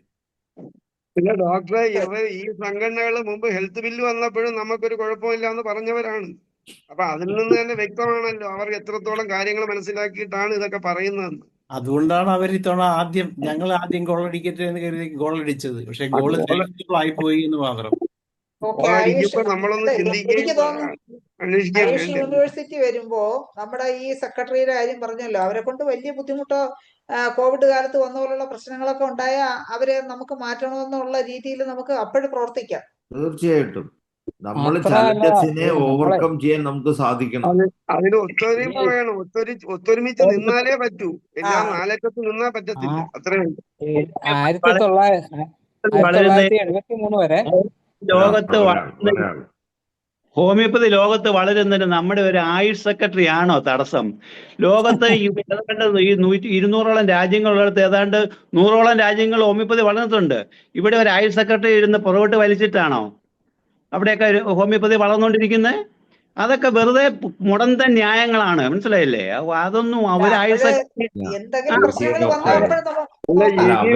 അവരൊരു ശല്യമാണെന്നുള്ള യാഥാർത്ഥ്യമാണ്. ആ ശല്യത്തെ നമ്മൾ ഒഴിവാക്കേണ്ടിയിരിക്കുന്നു. അതിന്റെ ഒരു സംശയം അതായിരിക്കാം. പക്ഷെ IAS കാരടുത്ത് സംസാരിക്കാൻ കഴിവ് നമ്മുടെ ഡോക്ടർമാർക്കുണ്ടായാൽ, ഇപ്പൊ രവി സാറൊക്കെ ഉള്ളപ്പോ എനിക്ക് പേഴ്സണലായിട്ട് അറിയാന്നുള്ളതാണ്. ഹെൽത്ത് സെക്രട്ടറി അന്നുള്ള കൃഷ്ണമൂർത്തി സാറിന്റെ അടുത്ത് സാറ് ഒരുപാട് ആർഗ്യുമെന്റ്സ് നടത്തിയിട്ടുണ്ട്. ഇത്രയും കൂടിയ എക്സ്റേ മെഷീൻ നിങ്ങൾക്ക് അവിടെ എന്തിനെന്ന് ചോദിച്ചപ്പോ ഞങ്ങൾ നോക്കണത് മനുഷ്യ ശരീരമാണ് സാറേ, മെഡിക്കൽ കോളേജിൽ അലോപ്പതിക്കാരെ നോക്കണം, അതേ മനുഷ്യ ശരീരമാണ് ഞങ്ങൾ നോക്കണത് എന്ന് പറയാനുള്ള ഗട്സ് രവി സാറിനുണ്ടായി. അതേ ഗട്സ് എവരിടത്തും ചോദിക്കാനുള്ള ഗട്സ് നമ്മുടെ റെപ്രസെന്റേറ്റീവ്സിന് ഉണ്ടാവണം. ഡോക്ടർ ഒരു മിനിറ്റ് ഒന്ന് പറഞ്ഞോട്ടെ. തീർച്ചയായിട്ടും ശൈല ഡോക്ടർ പറഞ്ഞതുപോലെ തന്നെ ചെറിയ ചെറിയ ഓരോ പഞ്ചായത്ത് യൂണിറ്റുകൾ വന്ന് ഓരോന്നോരോന്ന് അങ്ങനെ താഴോട്ട് കൗൺസിലർ വന്നാലേ നമുക്കും വളരെയധികം, കാരണം ഒരു യൂണിറ്റിനകത്ത് വരേണ്ട കാര്യങ്ങൾ മുഴുവൻ വെളിയിൽ പറയാനും അത് നമുക്ക് പ്രയോജനപ്പെടുത്താനും സാധിക്കത്തുള്ളൂ. പക്ഷേ ആ കിട്ടുന്ന പ്രയോജനങ്ങൾ കറക്റ്റായിട്ട് വിനിയോഗിക്കണം എന്ന് മാത്രമേ ഞാൻ ആദ്യം അഭിപ്രായപ്പെട്ടുള്ളൂ. തീർച്ചയായിട്ടും ഹോമിയോപ്പതിയുടെ തന്നെ ഒരു യൂണിവേഴ്സിറ്റി സെപ്പറേറ്റ് ആയിട്ട് വരുന്നതാണ് ഏറ്റവും നല്ലത്. കാരണം കാര്യങ്ങൾ പോയിന്റ് ബൈ പോയിന്റ് ആയിട്ട് നമുക്ക് മുഴുവൻ അവതരിപ്പിക്കാനും അത് ഓരോ കാര്യങ്ങളും നമുക്ക് നിവർത്തീകരിക്കാനുമായിട്ട് സാധിക്കും. പക്ഷേ അത് കിട്ടുന്നത് യോജിച്ച് നിന്നിട്ട് ഒന്നിച്ച് എങ്ങനെയാണ് യൂട്ടിലൈസ് ചെയ്യേണ്ടത്, ഗവൺമെന്റിന്റെ കയ്യിൽ നിന്ന് നമുക്ക് കിട്ടുന്ന ഗ്രാന്റ് ആണെങ്കിലും ബാക്കി കാര്യങ്ങളും ഇതിന്റെ ഉന്നമനത്തിനായിട്ട് മാത്രം വിനിയോഗിച്ച് ഏത് തരത്തിൽ പോകണമെന്ന് നോക്കിക്കണ്ട് ചെയ്യണം. ഇല്ലെങ്കിലാണ് നമുക്ക് നഷ്ടം വരുന്നത്. അത് മാത്രമാണ് ഞാൻ ആദ്യം പറഞ്ഞതിൽ നിന്ന് ഞാൻ ഒന്നുകൂടെ എടുത്തു പറയുകയാണ്. അല്ലാതെ ഒരിക്കലും ഈ സിസ്റ്റം, ഈ യൂണിവേഴ്സിറ്റി വരരുതെന്നല്ല പറഞ്ഞത്. വന്ന് ഈ തരത്തിൽ നമ്മൾ പ്രൊമോട്ട് ചെയ്ത് പോകണം. അതിനുള്ളിലിരിക്കുന്നവര് ഈ പറഞ്ഞ പോലെ ഇപ്പൊ തന്നെ 1-2 സംഘടനകൾ തെന്നി നിൽക്കുകയാണെന്ന് പറയുന്നു. തീർച്ചയായിട്ടും അത് തെറ്റാണ്. അന്നേ ഞാൻ കഴിഞ്ഞ ഇതുപോലൊരു ഓപ്പൺ ചർച്ചയിലും ഞാൻ പറഞ്ഞതാണ്, എല്ലാവരും കൂടെ ഒറ്റ യൂണിറ്റ് ആക്ക്. ആയുർവേദക്കാരെ പോലെ തന്നെ അലോപ്പതിക്കാരെ പോലെ തന്നെ ഒരു യൂണിറ്റ് നിൽക്കുക, IFBHന്റെ കീഴിൽ തന്നെ വരണമെന്നും കൂടെ ഞാനൊന്ന് പറഞ്ഞിരുന്നു. ആ തരത്തിൽ വന്നിരുന്നെങ്കിൽ ഇപ്പൊ ഈ ഇടം തിരിഞ്ഞ് നിൽക്കത്തില്ലായിരുന്നല്ലോ ആൾക്കാര്. ആരും ഇടം തിരിയത്തില്ലായിരുന്നല്ലോ. ഈ ചർച്ചയിൽ എല്ലാവരും ഒന്നിച്ചു ചേർന്ന് ഒരേ തീരുമാനം നമ്മൾ പറഞ്ഞേനെയല്ലോ. ആദ്യം അതും കൂടെ ഒന്ന് ശ്രദ്ധിക്കേ. ഈ പലവിധ അതാ ഞാൻ പറഞ്ഞത്, കിട്ടുന്നത് ഒരു നല്ല രീതിയിൽ വിനിയോഗിക്കണം എന്ന് മാത്രമേ ഞാൻ പറഞ്ഞുള്ളൂ. വളരെ നന്നായിരിക്കട്ടെ. നമ്മുടെ ഒരു യൂണിവേഴ്സിറ്റി ഭരണം അതിനെ 100% പിന്താങ്ങുന്നു. ഓക്കെ ഒരു പ്രീത ഒരു ഡോക്ടറെ. കാര്യം പറഞ്ഞോട്ടെ. ആ ഹലോ, ആ ഈ കേൾക്കാം ഡോക്ടറെ. 1973 ഹോമിയോപ്പതി ആയുർവേദ ഡിപ്പാർട്ട്മെന്റിൽ നിന്ന് രണ്ടായി വരുന്നത്. അതുവരെ ഒരുമിച്ചാണ് പ്രവർത്തിച്ചത്. അതുപോലൊരു സാധ്യത ഇനി ആയുഷ് നമ്മൾ തുടങ്ങിക്കഴിഞ്ഞ് ഹോമിയോപ്പതിക്ക് മാത്രമായിട്ടൊരു യൂണിവേഴ്സിറ്റിക്ക് നാളെ സാധ്യതയുണ്ട്. 73 വരെ ആയുർവേദത്തിന്റെ കൂടെയായിരുന്നു നമ്മൾ. 73 ആയുർവേദത്തിൽ നിന്ന് വേർപെട്ട് ഹോമിയോപ്പതിക്ക് സ്വതന്ത്രമായ ഡയറക്ടറേറ്റും സ്വതന്ത്രമായ ഡിപ്പാർട്ട്മെന്റും വരുന്നത്. അതിപ്പം ചിലരിങ്ങനെ ചില പ്രസ്താവനകൾ കണ്ട് ആയുഷിന്റെ കൂട്ടത്തിൽ നിന്ന് ആയുർവേദക്കാർ നമ്മൾ അടിച്ചമർത്തുമെന്ന്. അപ്പൊ അലോപ്പതിക്കാരന്റെ അടിമേടിക്കുന്നതിൽ ഒരു കുഴപ്പമില്ല, ആയുർവേദക്കാരൻ അടിച്ചാലാണോ കുഴപ്പം? അത് മാത്രമല്ല, നമ്മൾ അങ്ങനെ ഒരുമിച്ച് നിന്നിട്ട് അത് കേരളത്തിന്റെ ചരിത്രത്തിലുണ്ട്. രണ്ടായിട്ട് ഇപ്പൊ നമുക്ക് സ്വന്തമായ ഡയറക്ടറേറ്റും സ്വന്തമായ ഡിപ്പാർട്ട്മെന്റും എല്ലാം വന്നില്ലേ. അതുപോലെ ഇനി ഈ ആയുഷ് യൂണിവേഴ്സിറ്റി നാളെ ഹോമിയോപ്പതി യൂണിവേഴ്സിറ്റി അതിൽ നിന്ന് പുതിയതായിട്ട് ഉണ്ടാകും. അങ്ങനെയാണല്ലോ നമ്മൾ ആഗ്രഹിക്കേണ്ടത്. അല്ലാതെ താഴോട്ട് പോകണം എന്നാണോ ആഗ്രഹിക്കേണ്ടത്? ഒരു വ്യക്തിയൊന്നും കണ്ട് നമ്മൾ ഭയന്ന് നിൽക്കരുത്. നമ്മൾ മുന്നോട്ട് തന്നെ പോകണം. തീർച്ചയായിട്ടും. അപ്പോഴും നമ്മൾ ഇനി അടുത്ത ഒരു അല്ല, ഹരികുമാർ ഡോക്ടർ ഉണ്ടല്ലോ. ഹരികുമാർ ഡോക്ടർക്ക് എന്തെങ്കിലും പറയാനുണ്ടോ? ഹരികുമാർ ഡോക്ടർ. ഹരികുമാർ ഡോക്ടർക്ക് അൺമ്യൂട്ട് ചെയ്ത് സംസാരിക്കാമോ? ഹരികുമാർ ഡോക്ടർ ഉണ്ടോ? അൺമ്യൂട്ട് ചെയ്ത് സംസാരിക്കാമോ? റെസ്പോണ്ട് ചെയ്യുന്നില്ല. ഹരികുമാർ ഡോക്ടറെ അൺമ്യൂട്ട് ചെയ്ത് സംസാരിക്കാമോ? കോഹോസ്റ്റ് ആണ്. ആണല്ലേ, കേൾക്കുന്നില്ല എന്ന് തോന്നുന്നു. അല്ല, കേക്കായി അല്ല. റെസ്പോണ്ട് ചെയ്യുന്നില്ല. അപ്പൊ അങ്ങനെയാണെങ്കിൽ നമുക്ക് വൈൻഡപ്പ് ചെയ്യാം. എന്തായാലും IFPH ഈ ആയുഷ് യൂണിവേഴ്സിറ്റിയുമായി വരുന്നതിന് വേണ്ടി മുന്നോട്ട് പോകാൻ തന്നെ ഈ യോഗത്തിൽ കൂടുതൽ പേരും അത് തന്നെയാണ് പറഞ്ഞത്. അപ്പോൾ അടുത്ത ഒരു മീറ്റിംഗിൽ എന്തൊക്കെയാണ് നമ്മുടെ ഹോമിയോപ്പതിയുടെ റെപ്രസെന്റേറ്റീവ് അവിടെ പറയേണ്ടെന്നുള്ളതിനെ കുറിച്ച് എല്ലാവരും ഒന്ന് കൺക്ലൂഡ് ചെയ്ത് കാര്യങ്ങൾ സംസാരിക്കുക. അത് എഴുതി വെച്ച് നല്ലൊരു റെപ്രസെന്റേഷനായിട്ട് പിന്നെ എന്താണ് നമ്മുടെ ഗവൺമെന്റ് ഹോമിയോപ്പതി മെഡിക്കൽ കോളേജിൽ പ്രിൻസിപ്പലിനെ ഏൽപ്പിക്കുക. നമ്മൾ ഈ കാര്യത്തിൽ ഒറ്റക്കെട്ടായിട്ട് IFPH മുമ്പോട്ട് പോകും എന്നുള്ള തീരുമാനമാണ് ഏകദേശം ആയിക്കൊണ്ടിരിക്കുന്നത് എന്ന് ഈ ചർച്ചയിലും അങ്ങനെയാണ് തീരുമാനം നമുക്ക് 2 മാസത്തെ സമയമാണ് കമ്മിറ്റിക്ക് കൊടുത്തിരിക്കുന്നത്. ഏതാണ്ട് ഇപ്പൊ ഒരു മാസത്തോളം ആയി. അപ്പൊ ഇനി ഒട്ടും അമാന്തിക്കരുത്. എത്രയും വേഗത്തിൽ അതിനുള്ള പ്രവർത്തനങ്ങളുമായിട്ട് മുന്നോട്ട് പോകണം. ഇതിന്റെ ടൈംസ് ഓഫ് റെഫറൻസ് ഒക്കെ കിട്ടിയിട്ടുണ്ടോ? ഞാനൊന്നും കണ്ടിട്ടില്ല, അതുകൊണ്ട് ചോദിച്ചാ. മനോജ് ഡോക്ടർ നേരത്തെ വായിച്ചത് നമുക്ക് സംഘടിപ്പിക്കാറ്. ഇന്ന് നടന്ന ഈ ചർച്ച ഇന്ന് നടന്ന ഈ ചർച്ച പുറം ലോകം അറിയണം. അതേതെങ്കിലും മീഡിയയിൽ കൂടെ അത് പുറത്തോട്ട് വിടണം. അതിന് ഈ പറഞ്ഞ 40 പേരും ഇത് 10 പേർക്ക് വെച്ച് ഷെയർ ചെയ്യുകയാണെങ്കിൽ മിനിമം 400 രൂപ ഇല്ലാതെ എത്തും. ഇത് യൂട്യൂബിൽ അപ്ലോഡ് ആവും. പ്രസ് കോൺഫറൻസ് വിളിച്ചൂടെ? അതെ, അതാണ് വേണ്ടത്. അത് പ്രസിൽ പോണം. പോയിട്ട് അത് പേപ്പറിൽ തന്നെ പുറത്തോട്ട് വരണം. അല്ല, നാളെ തന്നെ ഒരു പ്രസ് മീറ്റിംഗ് പത്രക്കുറിപ്പ് കൊടുക്കാമല്ലോ. പത്രത്തിൽ കൊടുക്കുമ്പോ നമ്മൾ ചെയ്യേണ്ട ഒരു കാര്യം, ഈ യൂണിവേഴ്സിറ്റി വേണോന്നും പറഞ്ഞല്ല കൊടുക്കണ്ട. ഞങ്ങൾ അതിന് സ്വാഗതം വേണോന്ന് പറയുമ്പോൾ ആരൊക്കെ വേണ്ടെന്ന് പറഞ്ഞിട്ടുണ്ടോ എന്നുള്ളൊരു ധ്വനി അതിനകത്ത് വരും. അങ്ങനെ ഒരു നെഗറ്റീവ് ഇത് വരാത്ത രീതിയിൽ ഞങ്ങളത് പൂർണ്ണമായി ഹാർദവമായി സ്വാഗതം ചെയ്യുന്നു. ഹോമിയോപ്പതിയുടെ വികസനത്തിന് ഇത് വളരെയധികം അല്ലെങ്കിൽ മുന്നോട്ടുള്ള കുതിപ്പിന് ഇത് വളരെയധികം സഹായിക്കും എന്നുള്ള രീതിയിൽ മറ്റുള്ളവരെ എന്തുകൊണ്ട് പറഞ്ഞോട്ടെ, നമ്മളതിനെ മെൻഷൻ ചെയ്യുക ഒന്നും വേണ്ട. നമ്മൾ ഇതിന് വേണ്ടി നിൽക്കുന്നു എന്നുള്ള ഇത് മാത്രം വന്നാൽ മതി. നമ്മളിതിനൊന്നും വലിയ പബ്ലിസിറ്റി കൊടുക്കാതെ നമ്മൾ വേണ്ടത് അങ്ങ് ചെയ്യുക. അതായിരിക്കും ഉചിതം. അതല്ല ഡോക്ടറെ, പലരും ഹോമിയോപ്പതിയുടെ വളർച്ച, ഹോമിയോ മെഡിസിൻ എന്താണ്, അത് ലോകം അറിയണം. നമ്മൾ കൊടുക്കണം പബ്ലിസിറ്റി. അല്ല, അത് പറയാൻ കാര്യം വേറൊന്നുമല്ല. നമ്മുടെ കുട്ടികൾ തന്നെ ഇതിന്റെ പേപ്പർ സ്ക്രീൻഷോട്ട് എടുത്ത് എനിക്ക് അയച്ചു തന്നിട്ട് ചോദിച്ചു, ഡോക്ടറെ ഇതെന്താ ഇങ്ങനെ സംഘടന പറയുന്നു എന്ന്. അപ്പം അവരൊക്കെ ഉത്കണ്ഠയിലാണ് ഇതെന്താ ഇങ്ങനെ പറയുന്നതെന്ന്. തീർച്ചയായിട്ടും. അപ്പൊ ഇത് അവർക്കൊരു എല്ലാരും മുന്നോട്ട് ചിന്തിക്കുമ്പോ ഇവരെന്താ പിന്നോട്ട് ചിന്തിക്കുന്നതെന്നാണ് അതിന്റെ അർത്ഥം. വിദ്യാർത്ഥികൾ നമുക്ക് അയച്ചു തന്ന സ്ക്രീൻഷോട്ടാണിത്. അപ്പൊ ഈ ഡോക്ടർ പറഞ്ഞ അതുകൊണ്ട് തന്നെ നമ്മളുടെ പ്രസ്താവനയും നമ്മുടെ നിലപാടും ഇതാണെന്ന് പൊതുലോകത്തെ അറിയിക്കുന്നത് ഒരു നന്നായിരിക്കും. പ്രസ് കോൺഫറൻസ് നടത്തി തന്നെ നല്ല വിശദമായ ഒരു വാർത്ത വരികയാണ് വേണ്ടത്. നമ്മുടെ ഇടയ്ക്ക് മാത്രമല്ല അത് നിൽക്കേണ്ടത്, അത് ലോകം അറിയട്ടെ. അല്ല, യഹിയ ഡോക്ടർ അതിന് നേതൃത്വം കൊടുക്കുക. തൽക്കാലം സ്വാഗതം ചെയ്തുകൊണ്ടുള്ള ഒരു പത്രക്കുറിപ്പ് ഡോക്ടർ കൊടുത്താലും മതി. അതാണ് IFPHന്റേതായ ഒരു വാർത്ത. അല്ല, അത് അതിന് വരണം. നമ്മുടെ നമുക്ക് അഭിപ്രായം എന്താണ് അതറിയണം. അത് ഏഹ്യ ഡോക്ടർ ചെയ്യുക. ഏഹ്യ ഡോക്ടറാണല്ലോ നമ്മുടെ പ്രസ് ആയിട്ട് ബന്ധപ്പെട്ടിട്ടുള്ള മീഡിയ മെയിൻ ആയിട്ടുള്ള കൺവീനർ. ആള്. ഓക്കെ, അപ്പൊ അല്ല, പ്രസ് മീറ്റ് വിളിക്കണമെന്നില്ല, പത്രക്കുറിപ്പായിട്ട് നമ്മളെ ഇത് കൊടുത്താൽ അതെ മതിയല്ലേ, പത്ര അതെ അതെ. ഓഫീസുകളിൽ എത്തിച്ചാൽ മതി. ഏഹ്യ ഡോക്ടർ ഒരു സാമ്പിൾ ഉണ്ടാക്കി നമ്മുടെ അഡ്വൈസറി കമ്മിറ്റിയിൽ ഒന്ന് ഇട്ടുണ്ടെങ്കിൽ നമ്മുടെ അഭിപ്രായം പറഞ്ഞ് നമുക്കത് കംപ്ലീറ്റ് ചെയ്ത് കൊടുക്കാം. എന്തായാലും തീർച്ചയായും നമ്മളെ നിർദ്ദേശങ്ങളൊന്ന് ക്രോഡീകരിക്കണം. അതിന് ആ ടേംസ് ഓഫ് റെഫറൻസ് കിട്ടി എല്ലാവരും ഒന്ന് പഠിച്ചിട്ട് നല്ല നല്ല നിർദ്ദേശങ്ങൾ മുന്നോട്ട് വെക്കുക. നമ്മൾക്ക് അല്ല ഡോക്ടറെ, ഇപ്പോഴേ നിർദ്ദേശങ്ങൾ വെക്കണ്ട. സ്വാഗതം ചെയ്യുന്നു, സ്വാഗതം അതെ, അത് ചെയ്യുന്നു. മതി. അതല്ല അത് ഞാൻ മതി. ഇപ്പൊ വെക്കണമെന്നല്ല പറഞ്ഞ, നമ്മൾ ആ കമ്മിറ്റിക്ക് കൊടുക്കണം. 2 മാസേ സമയമുള്ളൂ. അത് ഉള്ളൂ. നന്നായി എന്ന് പറഞ്ഞ് നമ്മള് കൊടുക്കേണ്ട IFPH സ്വാഗതം ചെയ്യുന്നു എന്ന് അല്ല പറഞ്ഞ ഡോക്ടർ, അതല്ല മറ്റേ നമ്മളെ ഈ കൺട്രോളിംഗ് ഓഫീസർക്ക് കൊടുക്കേണ്ട നിർദ്ദേശങ്ങൾ പുള്ളിയല്ലേ അവിടെ പറയേണ്ടത്. അതാണ് നമ്മൾ ഉദ്ദേശിച്ചത്. രണ്ടും എത്രയും പെട്ടെന്ന് തയ്യാറാക്കണം. ഓക്കെ, അതെ അതെ. കൺട്രോളിംഗ് രണ്ടും ഓഫീസർക്ക് കൊടുക്കേണ്ടതും വേണം.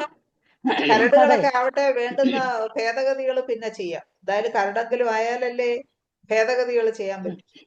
ഓക്കെ, അപ്പൊ ഇന്നത്തെ ഈ ചർച്ച ഒരു നല്ല വൻ വിജയമായിരുന്നു. ഈ ചർച്ചയിൽ പങ്കെടുത്ത Devan doctor, Shafeeq doctor, Yahiya doctor, Hariharan doctor, Dhanesh doctor, Manoj doctor, പ്രീതായം ഉണ്ണി ഡോക്ടർ, ഡോക്ടർ ഷാജി കുടിയാട്ട്, എല്ലാവർക്കും നന്ദി പറഞ്ഞുകൊണ്ട് ഈ ചർച്ച ഇത്രയും ഗംഭീരമാക്കി എല്ലാവർക്കും, അതുപോലെ ഇന്ന് സൂമിൽ ഉണ്ടായിരുന്ന എല്ലാ ഡോക്ടേഴ്സിനും, ഹോമിയോപ്പതി സ്നേഹികൾക്കും, സ്റ്റുഡൻസിനും എല്ലാവർക്കും നന്ദി പറഞ്ഞുകൊണ്ട് നാളെ ഇതേ സമയം കാണുമ്പോഴേക്കും ശുഭരാത്രി നേർന്നുകൊണ്ട് നിർത്തുന്നു. നമസ്കാരം.